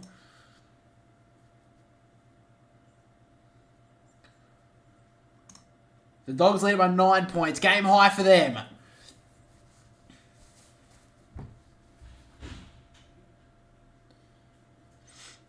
So the umpire messed up the bounce, will be recalled. 20 seconds into the third term, the Dogs ready to get their first goal. So can the Blues respond here? Pidnet try to take it out of the ruck. Was held from behind there, was Cripps. Play on. Richards wrapped up with the ball up. How you doing? Hello there. Yeah. Tap down once again. Kennedy pushed away, but it spills out now. Liberatore goes long with the kick out the back. Great mark from Sard. So Adam Sard has the footy here. Last line of defence here for Carlton. Waitman trying to track him down, but Sard able to kick it away towards Curnow in the one-on-one. Was held a little. Play on. Williams against the grain, had a spill out of trouble. Did really well to break away, but the ball's gone out of bounds. So within, a minute of play in this third quarter, been pretty frenetic start.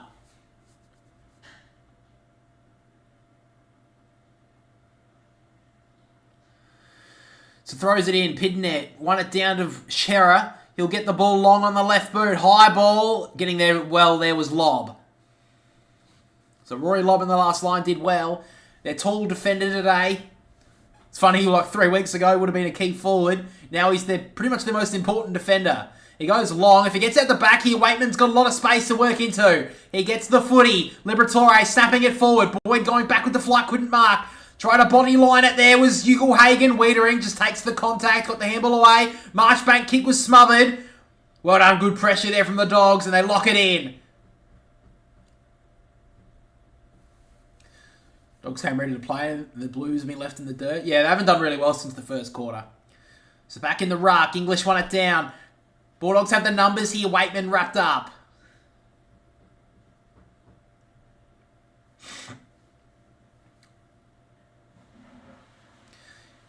Taken out of the ruck, almost there by Pidnet. It spills now to Waitman. Cottrell got the kick away. Couldn't mark there was Williams. Now wrapped up. They can get out of here, the Blues. Newman, handball over the top to Koning. Long handball for Akers. He can gather. They can go now. Newman went to go kick long, then realised that wasn't a good option, so just cuts back here to Chera. So now Adam Chera just holds it up here at half-back. So here he goes. Long kick here, 2-on-2. Cripps gets in front. Probably should have marked that. Karmas wrapped him up. Got a handball away there. Cripps. Bramble. Happy to see that out of bounds.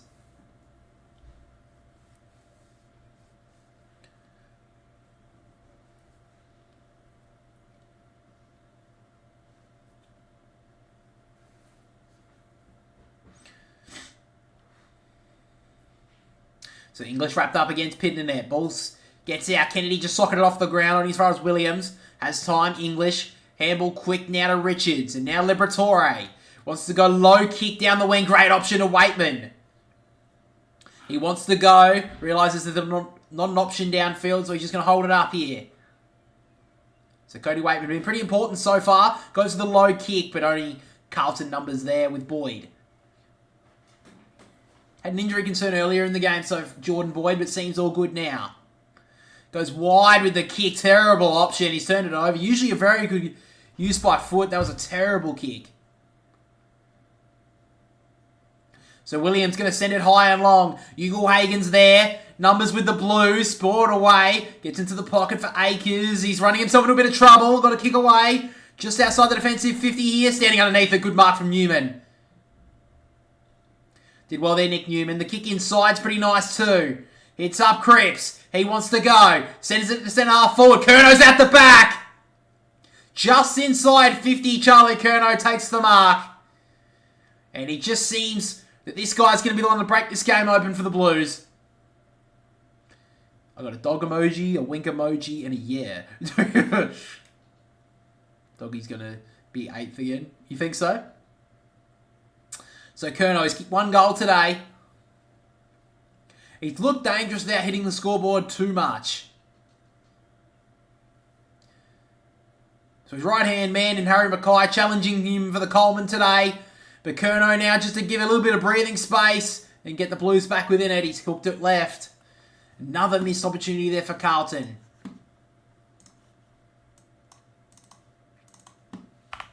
So 8 points the margin now.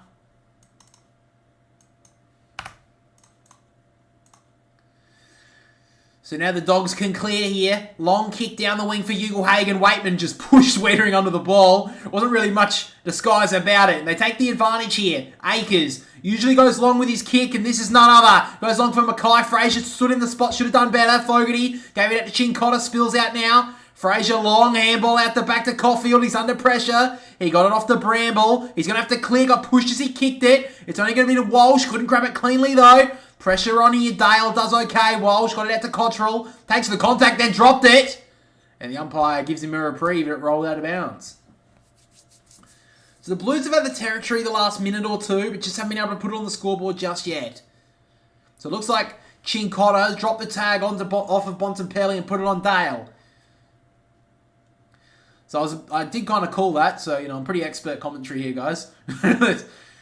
No one can get the ruck down. Richards running after it. Couldn't get there. Newman wrapped up by Poulter. Dragged down. That's holding the footy. Great work from Caleb Poulter. Locked the arm. Couldn't get a kick away. Liberatore thought he gave away a free kick reversal there. Wasn't done. So now the Dogs can work it on the wing here. Bontempelli. Low kick was good to Darcy. He got the hands out. And now he can go long with it. Into the pocket. Jamari Ugle-Hagen takes the mark in the pocket. And a chance here for the Dogs to extend their lead to 14 points. So they've already got their game-high lead of 9 points a few moments ago.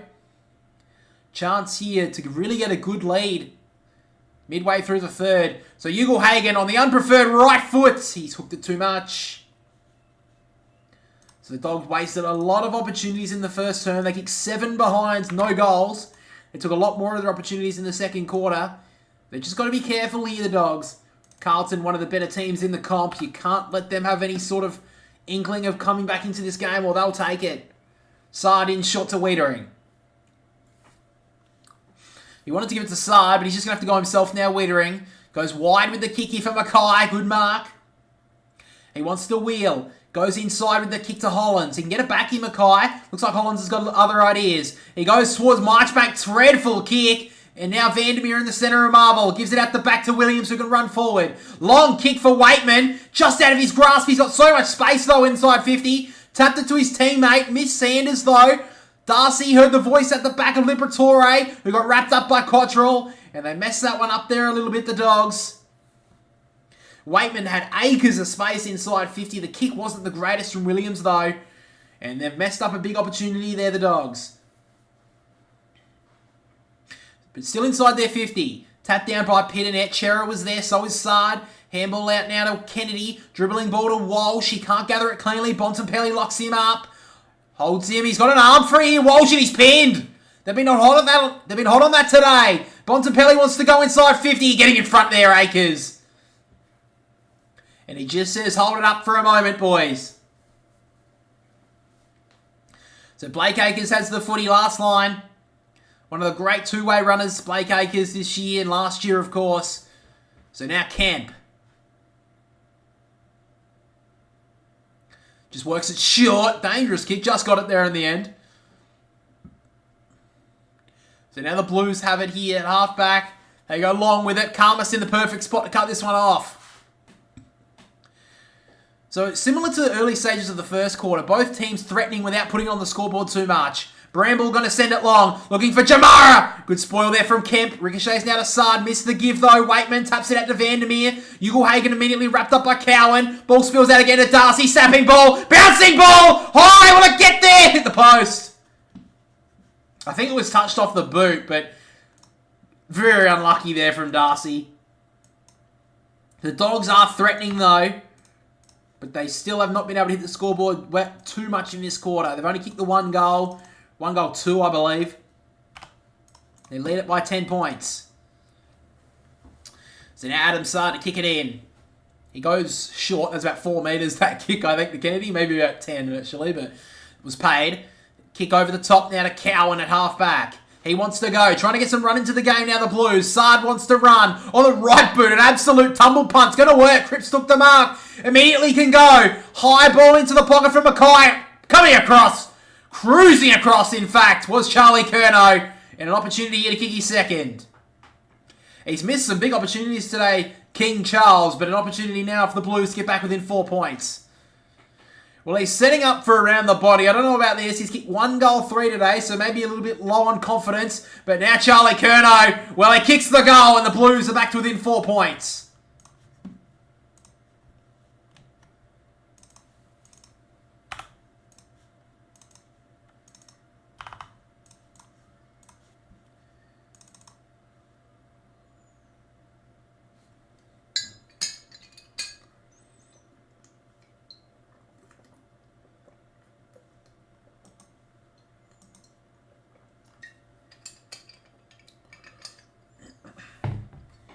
So a good goal there for the Blues. Charlie Curnow gets the goal. He's got 2 goals, 3 today. He could have had a massive game so far. Karmas has done okay at times, but just when he gets into those 1-on-1 situations, Curnow looks just too big. Darcy won it down. Richards, handball over the top towards Bontempelli. Did well to keep it in front of him. Now Darcy socket away there by Cripps. And now Richards locks him up. Free kick called though. And it's going to be going to the Bont. He gives it off. In fact, it was Darcy. Streaming forward now is Fraser on the lead. Waitman coming across, couldn't mark. Spoiled away now. Take it high. Almost had his head ripped off was Ugelhagen. And he'll get the free kick.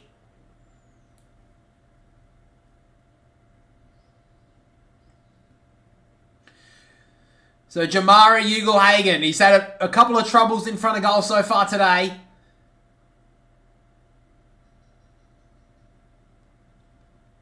And Newman just went up a bit too high there, trying to block the handball almost, but then just took him over the shoulder. So now Jamara Ugelhagen. He's their most important forward for the future and for the now. Jamara extends the lead back to 10.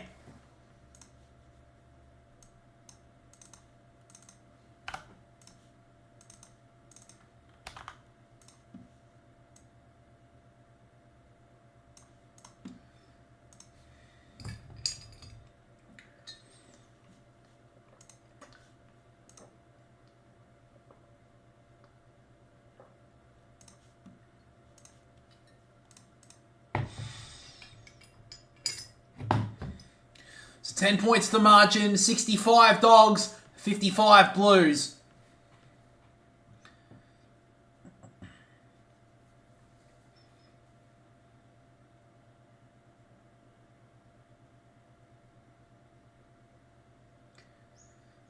So still heaps of time in this third quarter.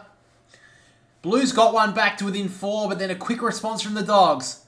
Can the Blues come back again? Darcy gets it out to Sanders. They'll get a clearance here, the Dogs. High ball inside the forward 50. Ugelhagen's there. Coming across brilliantly there was Brody Camp. In fact, Wiedering's going to get the free kick.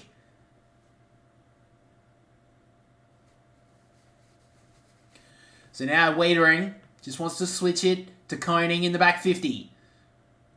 He goes long with the kick. It's very wide though. He gets a nice bounce there, Marchbank, but Darcy rides him. Good tackle in the end. Got a handball away into the face of Bramble. And West just happy to walk that one out of bounds. So centre wing out of side. We'll have the umpire throw it in.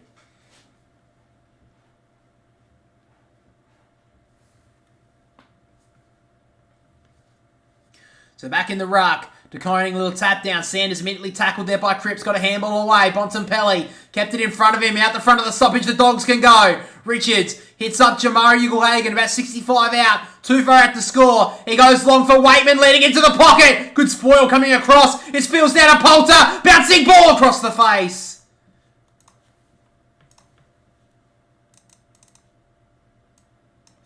Just peppering a little bit here, the Dogs. They lead it by 11 points. That's the game-high lead for them. They just are threatening right now, the Dogs, to take this game away from the Blues. So Jordan Boyd goes long. Commentary side here for Mackay. Gets out the back almost. Fraser, handball inboard was terrible. Hollands cuts it off. Good tackle though to come back was Fraser on Kennedy. And a ball up in the centre square.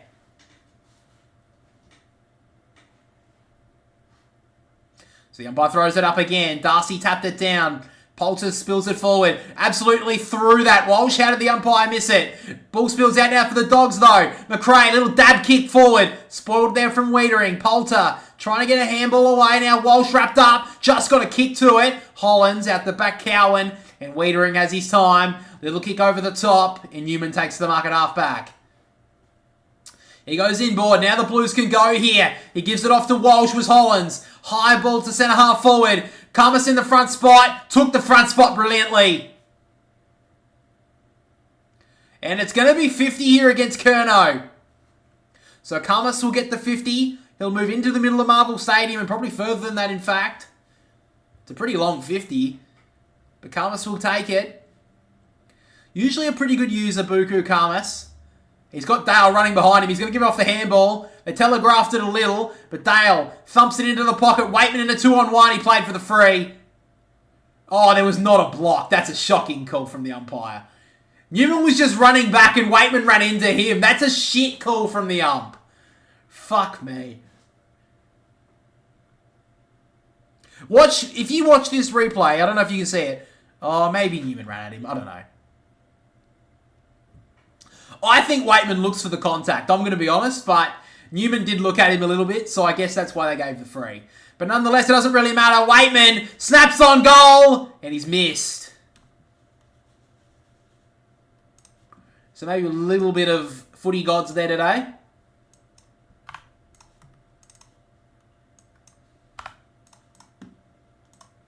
Dogs are peppering in this third quarter. Boyd wants to go high and long wide. Here he goes. English brought it to ground. Chera tried to run through. Ball spills out. He got a socket to it. Duray, handball over the top. Ugle-Hagan, feign the give. Hollands put him under pressure. Little underground handball. Duray locked up by Cottrell. Got a high one there, Duray, from Hollands, but it'll be a ball up.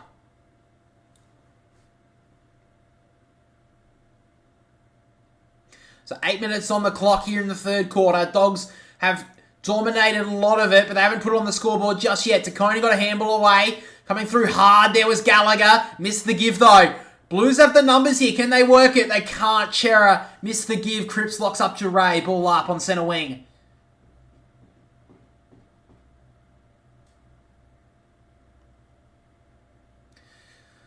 Centre wing here. English takes it out of the ruck. Kicks it forward on the bounce. Who's going to get there? Wiedering gets there just before the line, but happy to take it over.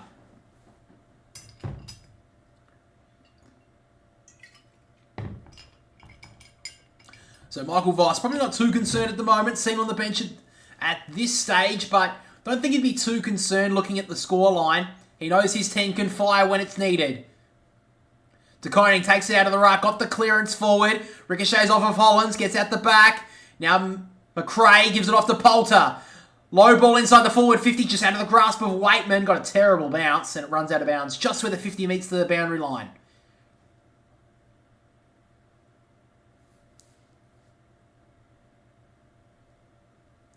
Dogs have had 13 inside 50s in this third quarter to the Blues only 4, but they only lead it by 12 points. So English takes it out of the ruck, immediately tackled there by Koning. Sard got the kick away. About a good 50-metre ball. Standing underneath it, there was Duray, but he couldn't take it. Hollands tried to get a handball over the top. Missed his target. Sanders to Duray. The kick inside turned over. So now Newman, just where the point of the square is, he got a kick away towards the boundary line. Interesting how the umpire saw this. I think it was touched. It was.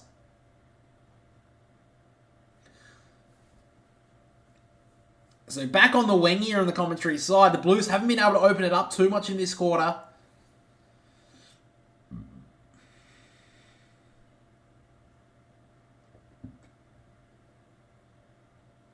Tap down from Pitternet. Poulter gets locked up immediately by Hollands. Oh, I thought he was going to pin him for a minute. Fuck me, that would have been a tough call. He didn't know. Pitternet trying to look for the body of English, and then he's given away the free kick. In fact, the Blues take the advantage. Cripps, he's got that option now with Walsh. Batman and Robin combine. Chincotta back to Walsh. He can run into the open goal, Sam Walsh, and he's drilled it into the post. Big opportunity goes begging there for Carlton.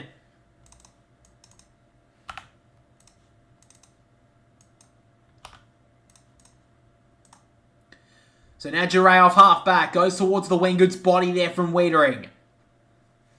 He goes back inside with the kick. Fogarty takes the mark about 60 out. Kicked it straight into the man on the mark in English. He gets it back though. Darcy wraps him up. And he's not making much of an attempt and he's pinned. Big opportunity there for the Blues to go forward. They wasted it. So now Sam Darcy has it. Defensive side of the centre square. He goes wide with the kick, so the Dogs not wanting to push forward too quickly here and waste it.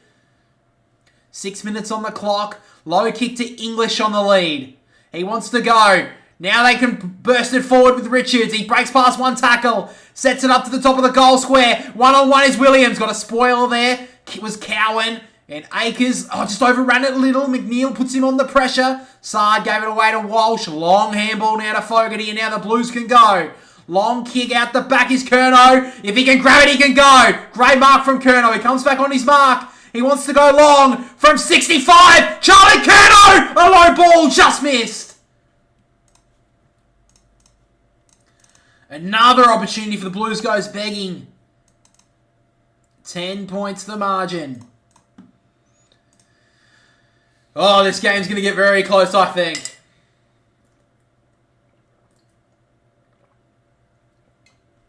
So now Duray goes long with the kick. Darcy couldn't mark. Walsh handball over the top. Hollands is there, so is Sanders. Wrapped up, ball up. Oh, was that not a behind, was it? Hang on.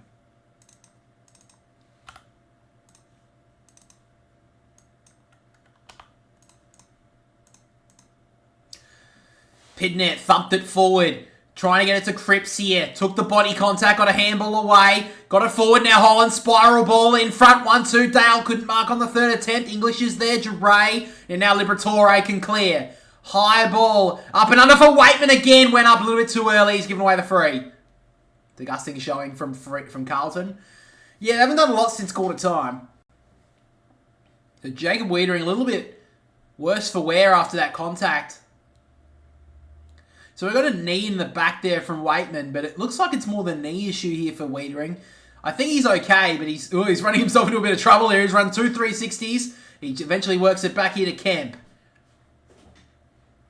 So Brody Kemp here, defensive side of the centre square. He has it. They just have no options at the moment, Carlton. He's going to send it high and long. They finally gave Carlton that point, by the way. Newman spills out the back now to Hollands. He sets it up. Top of the goal square. Who is there? Kalmas pushed his opponent underneath it. Ball spills out and goes through for a behind. Sorry, I missed that point before.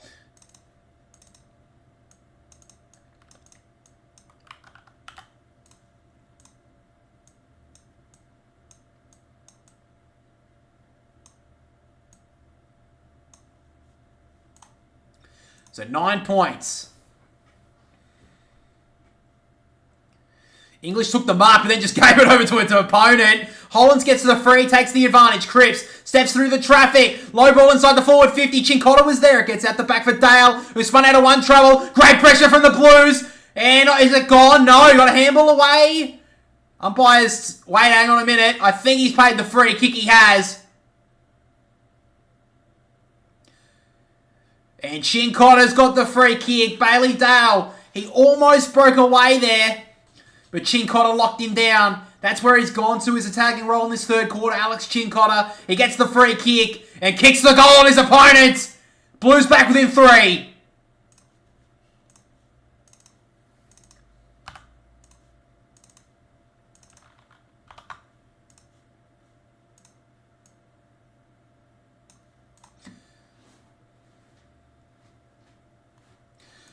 Oh, I think they can pull off a comeback, definitely. I think the Dogs are wasting so many opportunities when they get forward, but... yeah, Karmas just read that poorly. I thought Dale got this handball away. No, that's a good call from the umpire, actually. Chincotta locked him off. That was a good tackle. Good call from the umpire. No, that was a good call. I'll give him that. Oh, he slammed him into the turf, but no, good tackle, good play. You got to give the umpire credit when he's done right. That's a good call. I thought he got a handball away at first, but good job. So tap down from Pitternet, Chera. Can they get it forward? Missed the give though, Liberatore. Ducked out of trouble, handball over the top. Richards can go. Handball through now to West. Breaks 45 for the quick reply! Back out by 9, the Dogs.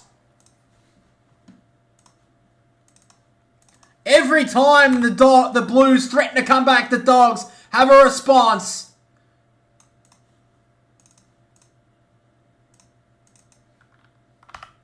Great work there. 3-point game, I think he's through the roof. Great work there from Liberatore. Just a fight through. Got a handball forward. And the Dogs, brilliant work from Riley West. How you doing, Fab Hamka?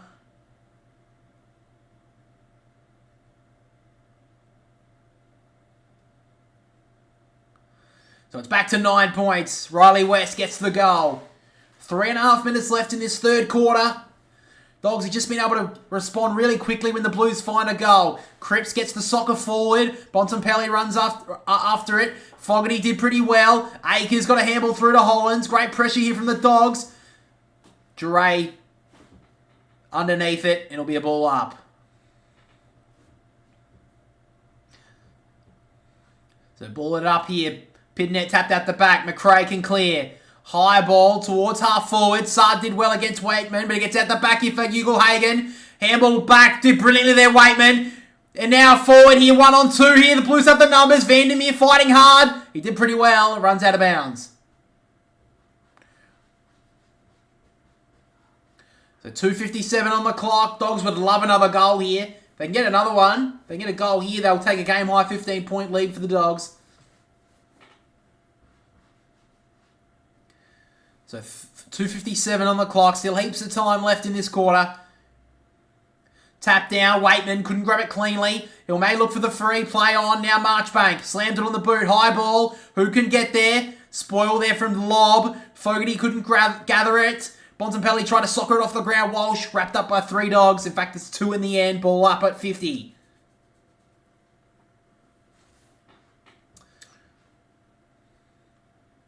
Tap down from English. Walsh tried to thread through the handball. Great pressure there from Liberatore. English did okay. West threw his body in. Chera. Newman. Handball to the voice. It landed Bontempelli. He stepped through one. Did well. He can send it long into the pocket. 2-on-2. Waitman's there. Got hands to it. Spills out now to Wiedering. High up and under ball. Went about 15 metres just to McRae. Play on. Now Ugle-Hagan tucked up in the pocket. Spinning ball. Will it get there on the line? Cottrell spoiled it through. 10 points. That kick was an absolute floater from Jamara. Nearly floated through.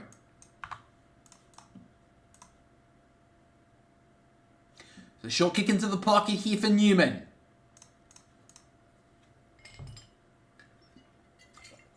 Two minutes left. Newman sends it long down towards the interchange gates. Newman couldn't mark there. DeConing claimed the mark for a moment, then gave the handball inside to Walsh. Spun 360, just got the giveaway. Fogarty, up and under kick towards the wing. Went up, Pitnet couldn't mark. Almost spoiled Kerno in the end. Ray. Handball at the back, Hollins. Got it back to Pitnet, who just thumped it forward. Off the ricochet, they have the numbers here, Carlton. Kerno over the top. Aikens step through the traffic. Out towards Fogarty with some space. Great little kick. And finds Elijah Hollins in the pocket.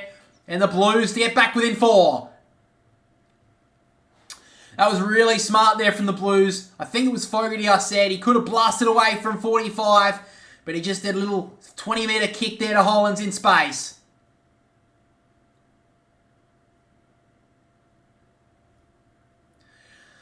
So with a minute left in the third quarter, Elijah Hollins, a big opportunity here to get the Blues back within a goal. From 30 metres out, slightish angle, Elijah Hollins stands up to the moment, the Blues back within 4.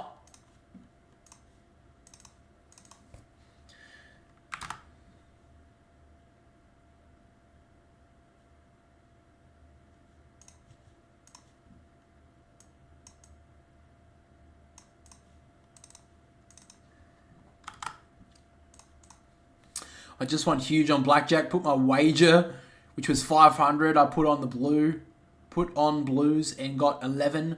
I doubled it and got the Queen blackjack. I just doubled it and wagered it. So if Blues can come back, I'll be really happy. That'd be really good, man. Good luck. Good win on blackjack. Don't mind that. Have a couple of gambling degenerates in the chat every now and then. So good to see when they win. Always makes the chat a little bit more exciting.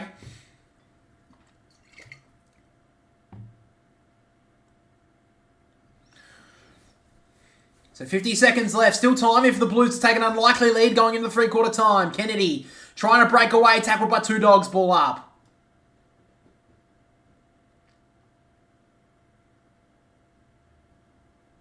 Forward side of the centre square. Here are the Dogs. Pitnet with the tap down. Liberatore got a handball out. Bontempelli just overran it.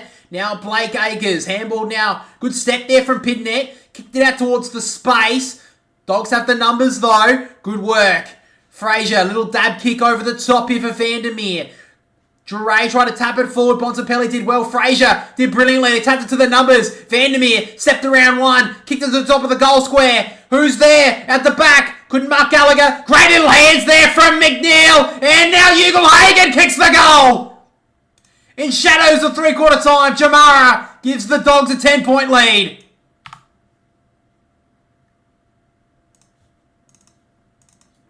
Again, the Dogs respond quickly.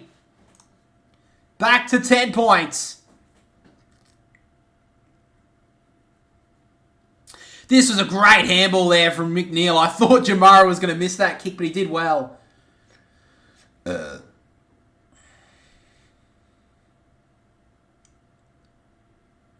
This handball from McNeil was brilliant. They've done it all this quarter, the Dogs. They've threatened to try and blow this lead out. They weren't able to do it, but when the Blues kick a goal, the Dogs quickly respond. So with 8 seconds left in this quarter, can the Blues maybe get a quick centre clearance, get a late opportunity, or can the Dogs hold this 10-point margin?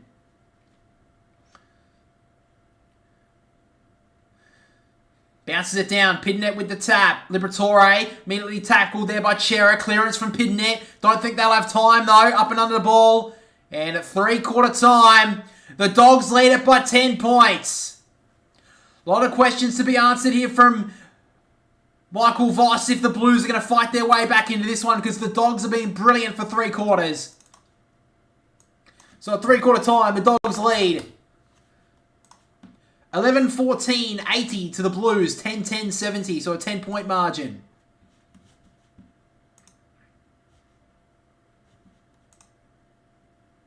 We have 14 people, 13 people watching. Cheers, guys. Appreciate that.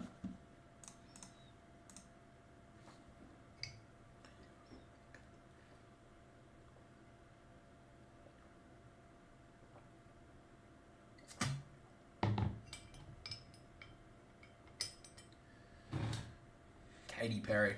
How do you guys feel about that? Katy Perry being the grand final. I mean, it's not confirmed, I don't think, yet. But if Katy Perry was the grand final entertainment, how would you guys feel about that?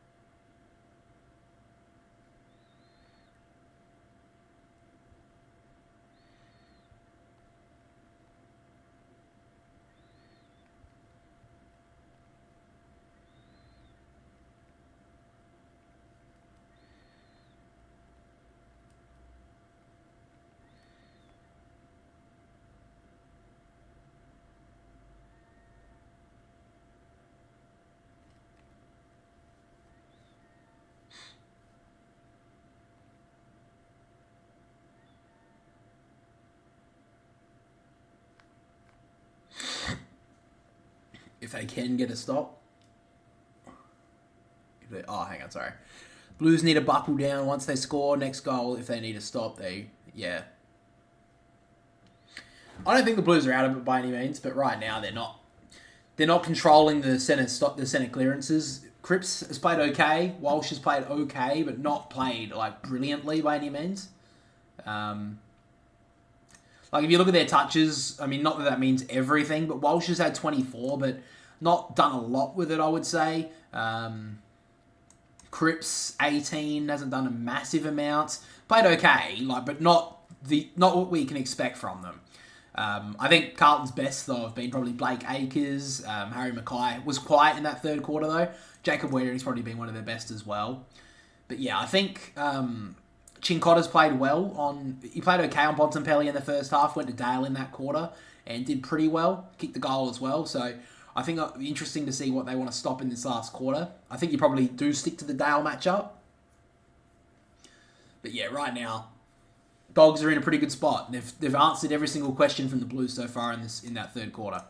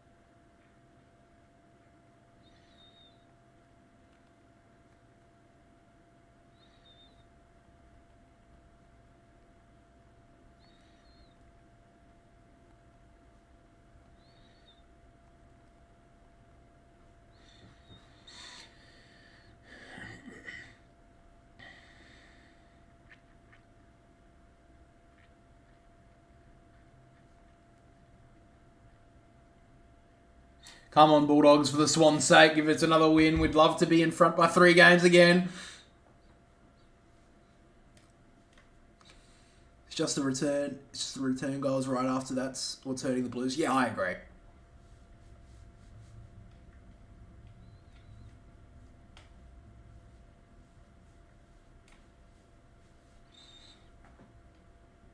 Dogs have done really well today. You got to give them that, but this is very much the inconsistency of the Dogs. Last week they were dreadful against Port Adelaide in the first half, and the game was done by half time. But now they're playing like brilliantly. They're playing against one of the better teams in the comp, and they're like challenging them really well. So if they play like this, they'll make the 8. But if they play like they did against Port last week, they're not going to make the 8. So yeah, I did pick them to make the 8. I think when I did my you'll probably see it on the channel somewhere. But yeah. I did like the rest of the season predictions with my brother. And I picked the Dogs to make the 8. He didn't. So we'll see how they go. But the last quarter about to get underway. Dogs lead it by 10 points. Every single time the Blues tried to fight their way back in that third quarter, the Dogs quickly responded. Can they keep them at bay, or can the Blues, who have been brilliant all year, come back and win this one? Pitnet with the first clearance, but immediately intercepted by Dale. So centre half back. Low little dart finds Richards. He played on, so he gives it back to Duray, who wants to switch it. English out wide. So English just holds it up for the moment, doesn't want to rush. Back with the inside kick to Richards. So now Richards plays on, sets it up to the top of the goal square. Who's going to be the flyer? Wiedering got a fist to it towards the other pocket. Dangerous spoil. They have the numbers in the Dogs. Did well there. Vandermeer handball over the top, looking for a teammate, which was Williams. Got pushed in the back a little. West, great lockdown tackle on Akers. How's the umpire going to see it? He's going to pin him. I don't know about the prior, but the tackle was immense. And Blake Akers not impressed by the call.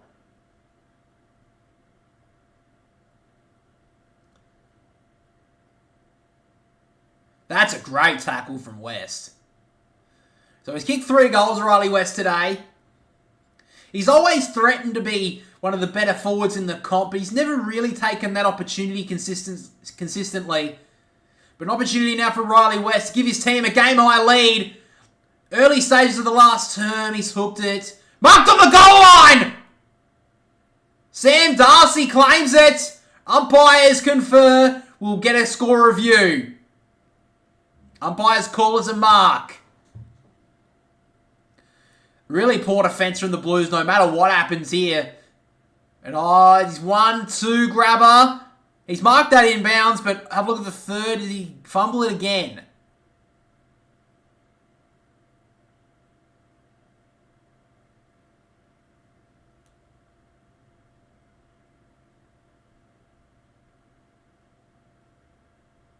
Why are they not playing the review all the way through?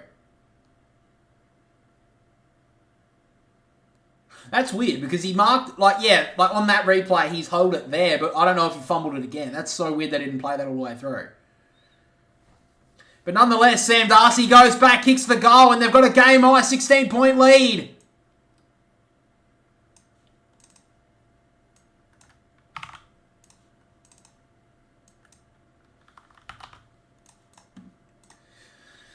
You know the Blues have enough firepower up forward to fight their way back, but right now they just don't look likely.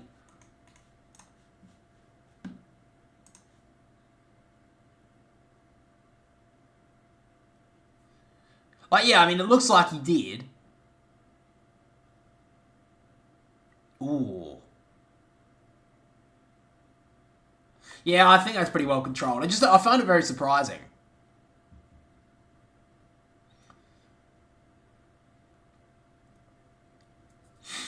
So back in the middle, the Blues need to quickly respond. From the tap down, Pidnet couldn't grab it cleanly. Bontempelli slapped it forward. Boyd went to ground and the Dogs can break away. Richards, step past one. Uhlhagen has a handball option. Captain Bontempelli, time for his moment. He's left it out to the left. That would have almost killed the game.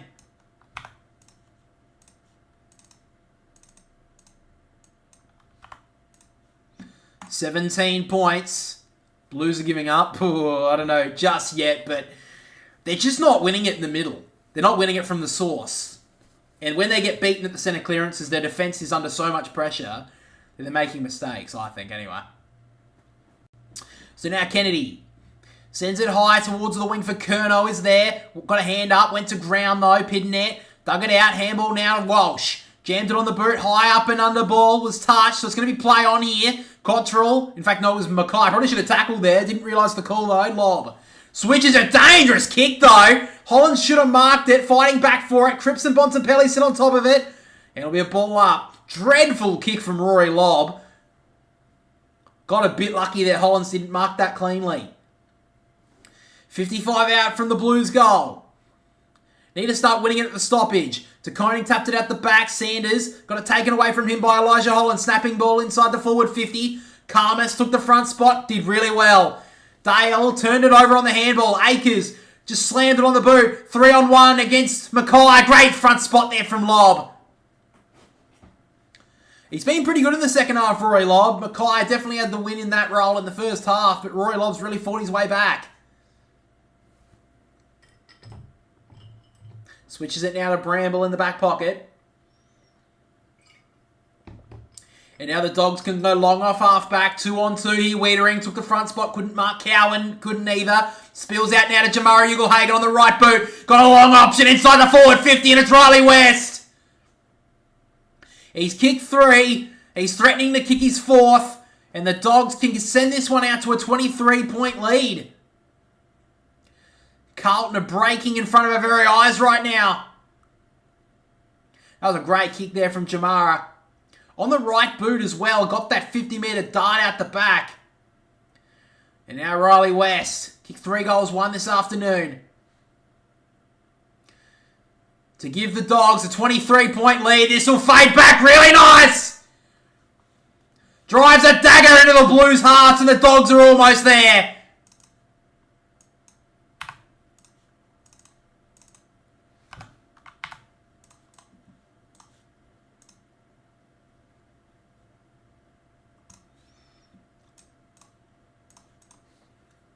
It's over. It's time, but the Dogs are just... The Blues are not defending well enough in the middle of the ground. They're just getting smashed.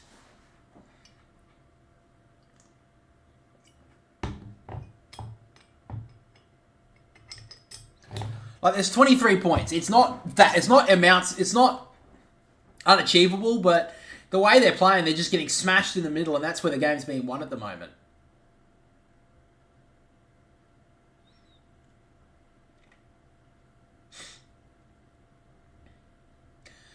So the Blues, if they're going to fight their way back, they have to win it in the middle.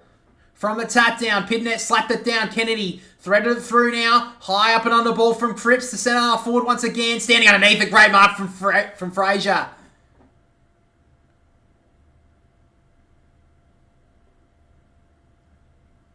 So now Fraser switches it out wide for English, who took a good grab.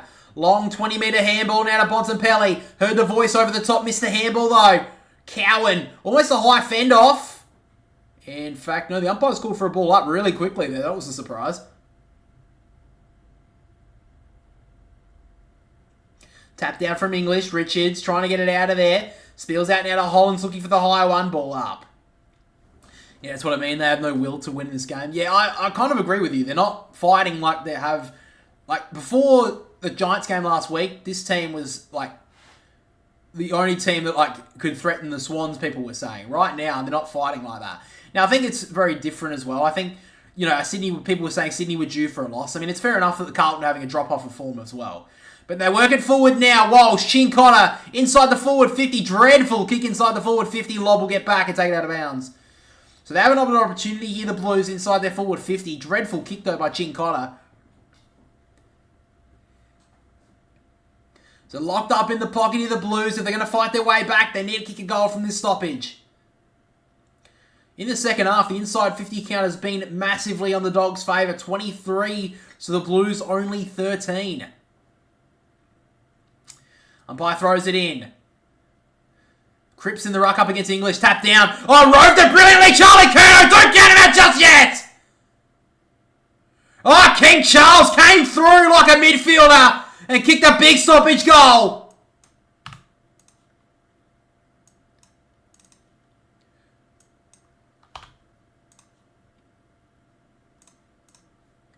That was such a weird situation. Cripps took the ruck contest, and Curnow came through from the stoppage and got a big goal.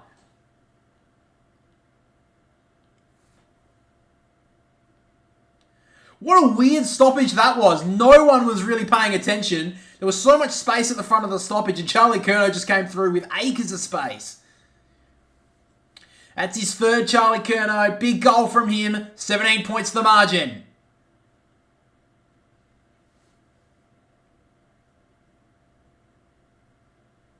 So back in the middle, can the Blues start winning it from the source? To Coney, straight down to Cripps. Here they come, the Blues. High ball inside the forward 50. Mackay is there. Curnow couldn't mark. Fraser part of the seas. Back to Caulfield. He wanted to clear it, but he's kicked it on the full. Just outside the forward 50, though.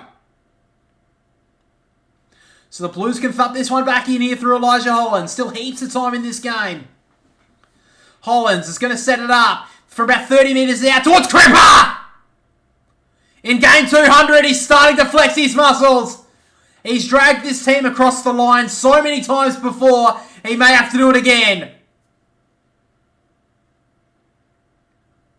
Great kick there from Hollands. Set it up on top of Tom Liberatore's head for Cripps to leap and mark. They've looked unlikely in this second half, the Blues. But they've left the door ajar, the Dogs. Opportunity now for Patrick Cripps to stand up in the big moment and give his team a real chance. 11 points. Don't count out the Blues just yet.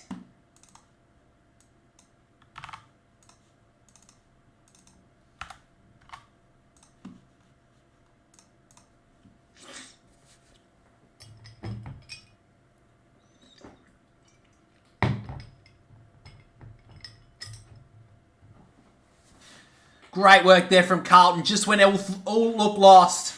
They've kicked 2 quick goals and they're right back in it. There's a reason why they're in the top 2, the Blues. Who will win, Crows v St Kilda? I've tipped the Crows because it's at Adelaide Oval. But even though they haven't been very good there this year, I think St Kilda don't play there very well at all.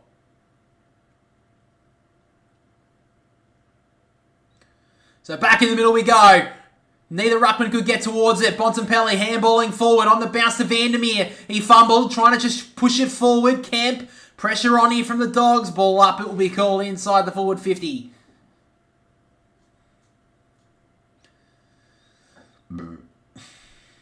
Tap down from Darcy. Cripps gets the clearance. Up and under ball, it's going to be a turnover. Bontempelli takes the mark.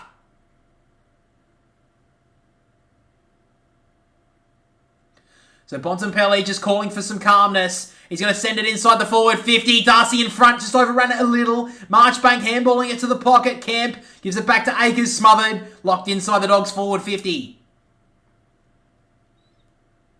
Still so much time left in this game. There's 13 minutes 20 on the clock.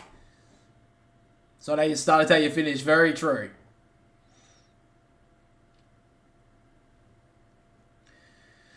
Can the Dogs get a quick response? DeConey couldn't grab it out of the ruck. Jamari Ugle-Hagan snapping. Ball towards goal. Quick response, Doggies.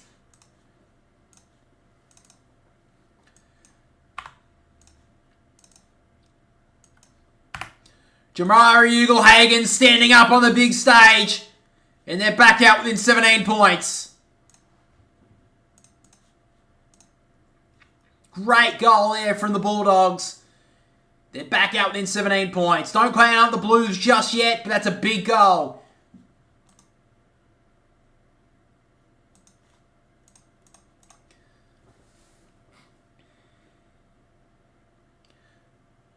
This is non-stop. I don't think this game's done just yet. I think this game's going to be a very high-scoring finish. Both teams not really looking at their defence too much, I'll be honest with you. So I think Carlton definitely have some more opportunities, but there's so much time left.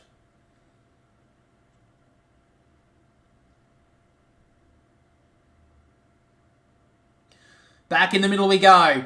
DeConing with the tap down. Chera couldn't grab it cleanly. Got pushed in the back there by Gallagher. Umpire doesn't see it that way. It'll be another stoppage.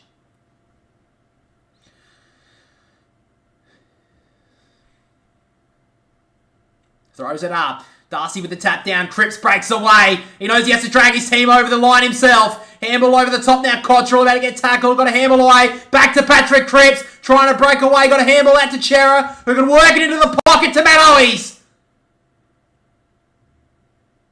Oh, he's been called back here to Patrick Cripps for a free kick. Wouldn't it be advantage? Well, the free kicks come back to Patrick Cripps. I'm unsure why. I mean, I thought it would be advantage paid. So Gallagher's given away the high free kick, fair enough call. But you'd think it'd be called advantage downfield. But nonetheless, Patrick Cripps. He's really come to the fore in this last quarter. Was pretty well held up to this stage. He's already kicked a goal in this last quarter. This is going to have to be an almighty kick. He'll have to kick from just outside 50. Patrick Cripps. He's built for these kind of moments, but he's hooked it left. Trying to look for that distance there, Patrick Cripps, and hooked it. Adelaide or St Kilda? Yeah, I think the Crows will win because it's an Adelaide Oval. Poulter out on the wing here. Hollins happy to set it out of bounds. 11:59 on the clock.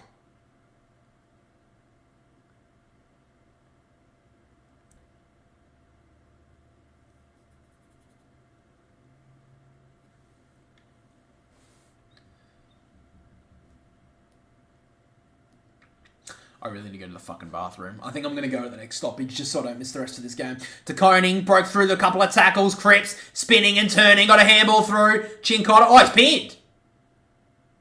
Oh, what? That's a dreadful call. I mean, I get the umpire wanted to be quick on it, but he wasn't even tackled fully yet. He wasn't even tackled yet. Why was that holding the footy? Oh, whatever. So DeConing's now got the footy back here for the Blues. High ball to half forward. Going back with the flight was Darcy. Great mark. Alright, I'm going to go to the toilet. Just it's 11:24 on the clock before I pee myself.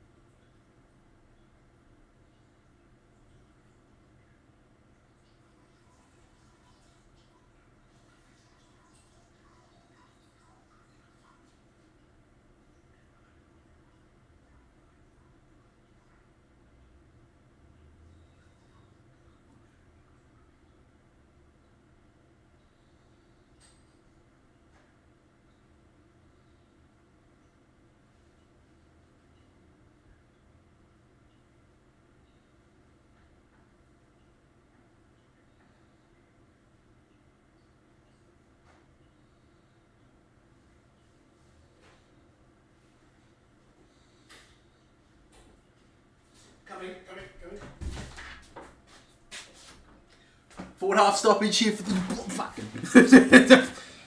I fell over on my seat.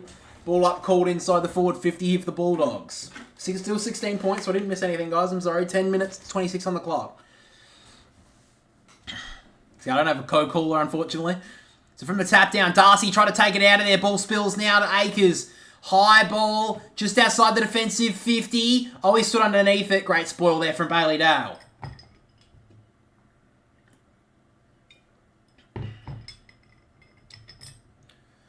Please, 89. 10-17 on the clock. Still heaps of time here for Carlton. They've proved time and time again they can score quickly. But right now the Dogs are in front and they're playing brilliantly. Poulter wraps up Holland's ball up. Love the game of Caleb Poulter today as well.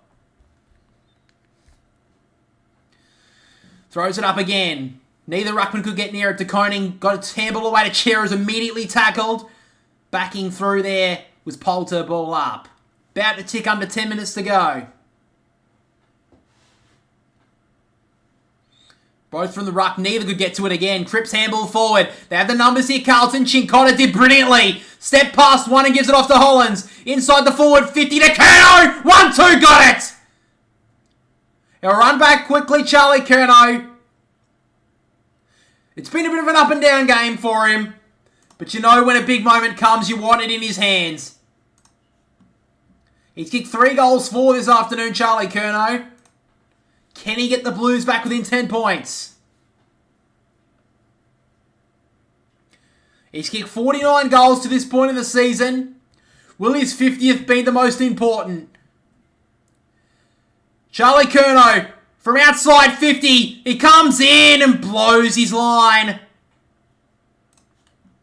Another behind for the Blues. 3 goals, 5 for Charlie Curnow today. He could have had a massive day. So now Duray has it in the back pocket.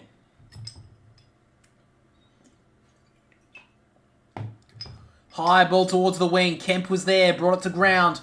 A couple of players stepped past it. Waitman, good tackle on Walsh. 8:49 on the clock. Still heaps of time left. Pitnet tapped it down. English couldn't grab it. Ricochets now to Chera. Handball over the top, out the back. Missed it. Gallagher dropped the ball a bit there. A little bit lucky. Liberatore chucked the handle on top of it. Trying to reach it out of there where it was Cripps and a ball up. They've actually done really well in this last quarter, the Blues, at the stoppages, but still the Dogs are in front here. Gallagher just tapping it in between his toes almost. Liberatore handballed out towards the boundary line. Interesting how the umpire sees this one. Ball in.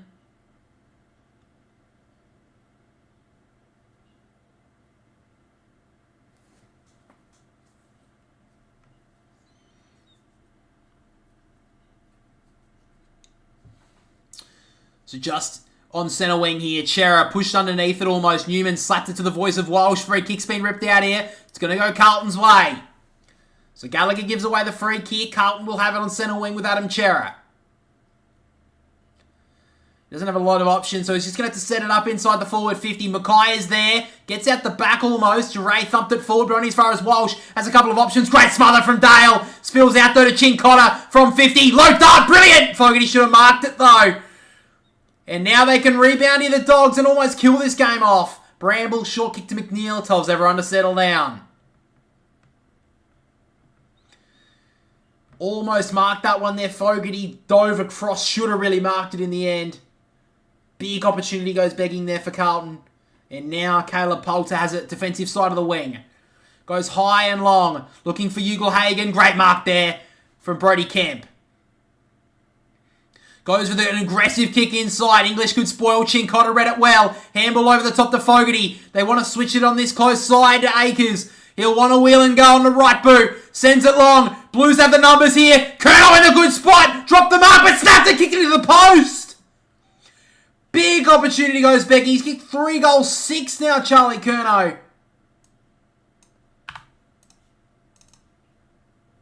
Charlie Curnow, 2 big errors, dropped a simple mark and then had an open goal and kicked it into the post.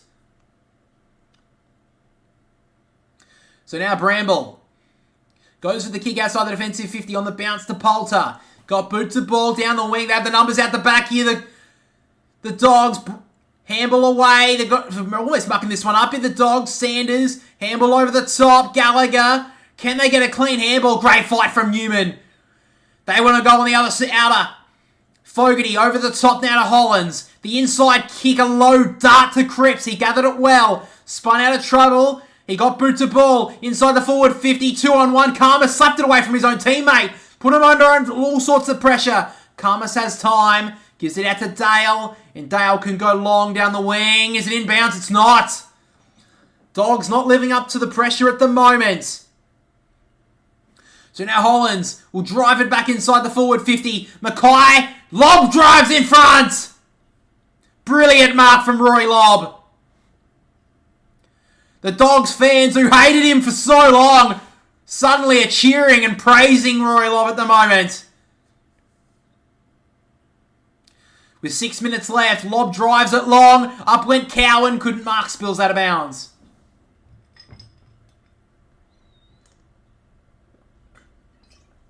The Blues are just going back into bad old traits here of just bombing long and hoping for the best. In their hot form a couple of weeks ago, they were looking low. They were not bombing long. And right now, they're falling back into bad traits. Tap down there from Pidnet. Walsh wrapped up by Sanders. Ball up.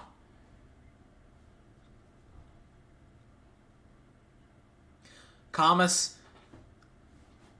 Big match up on Curnow in the last 10 minutes. He's probably been lucky he hasn't got 9 or 10 kicked on him, to be honest. But he's done okay at times. Gallagher working it onto the wing here from McRae. He sends it inside the forward 50 for Waitman. Good spoil from Boyd. Brought it down to ground. Wiedering. Little Shepherd there for Kemp to gather. Chera inside. Give to Hollins. About to get shut down. Holding the footy. Great work, McNeil. About to break away into the middle of the ground. McNeil shut that down quickly. 5:20 on the clock. So now McNeil couldn't fool the umpire into taking his full 30, so he's going to set it up into the pocket. Wiedering got blocked by McRae. Ball still inbounds for the moment. Waitman, what's he going to get into here? He runs it out of bounds. What the fuck is going on the Blues? They're just missing so many opportunities going forward. They're just bombing long. They're not looking properly. It's really poor, to be honest. And Charlie Curnow's missed so many opportunities today. Tap down from English. Waitman gathered. Give it back to English. Threaded through the handball to Liberatore. Who can shut the gate on this game? Sends it long. McNeil. 1-2. Got it! How has he marked that? Lockie McNeil. What a grab. What an unlikely hero. And Lockie McNeil an opportunity to shut the gate on this game.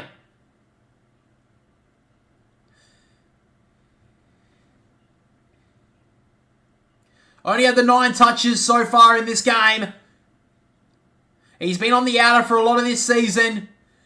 But if he kicks this, he'll be in the hearts of all the Dogs fans. He's missed. Oh, that's a big miss. Top of the goal square, thumped it into the post. And the Blues are still a chance.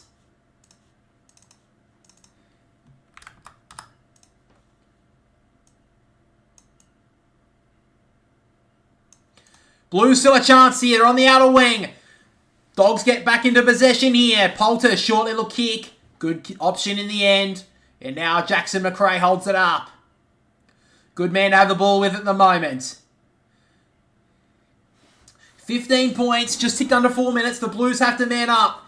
There's time for them, but they can't just let the Dogs take off a minute. Caulfield sends it wide, looking for English. In front is Cripps. He's doing everything in this last quarter to give his team a chance. So Cripps going a little bit more central here. Karmas in the front spot. It gets at the back. Holland's trying to tap it forward. Couldn't. Caulfield. DeRay. Handball over the top for McRae. And the short little kick over the top to Poulter. They're doing it well here, the Bulldogs, at the moment.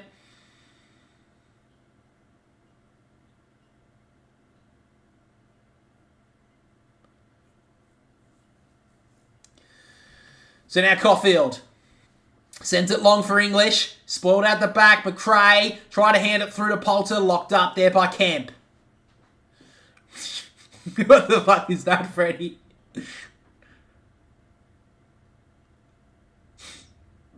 De Koning taps it down. Cripps was held without it almost. He'll get the free. So this is their chance here, the Blues. If they're going to win this game, they've got to score from this play. Cripps gives it off towards Adam Sard, who's immediately under pressure. He's trying to look for an option, trying to force something. He's going to send it up and under here for Curnow. 2 hands to it, get out of bounds. 2:44 on the clock.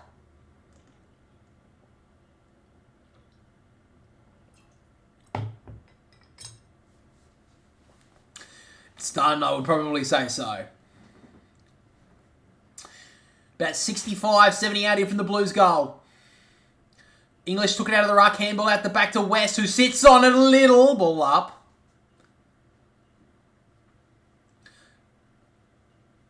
Another stoppage. English try to thump it forward on the bounce. Sard did well to smother it a little. Got boots of ball high up and under inside the forward 50. Curnow! 2:26. Well, today he's missed nearly everything. He's going to quickly go this time. Not really think about it. And he's missed again. 2:16 on the clock. Charlie Curnow misses another opportunity.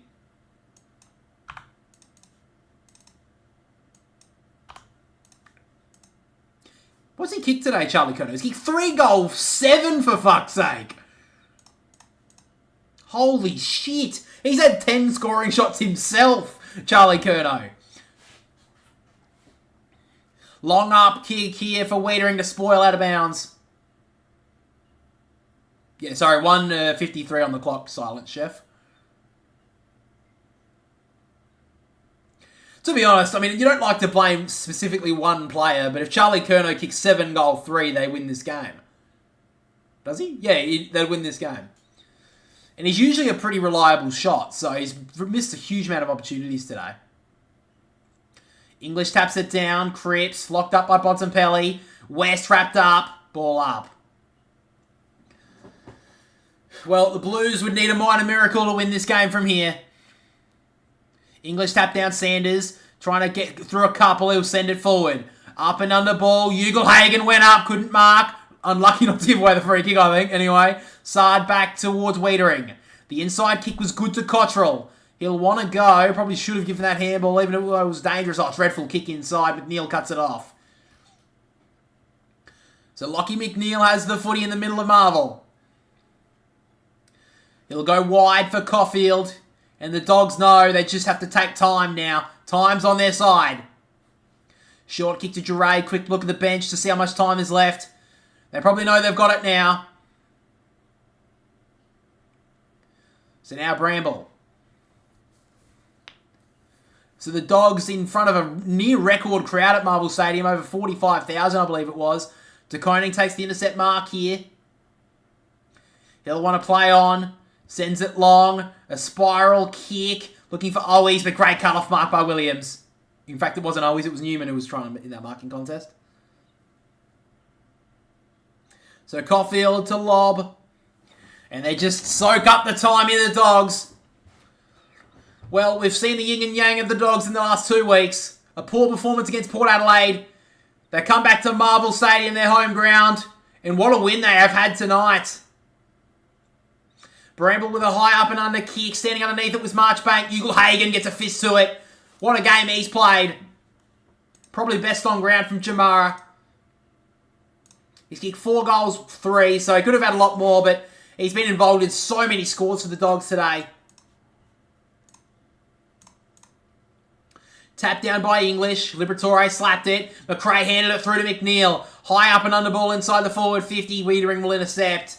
But with time ticking down, the Dogs have responded in style this afternoon.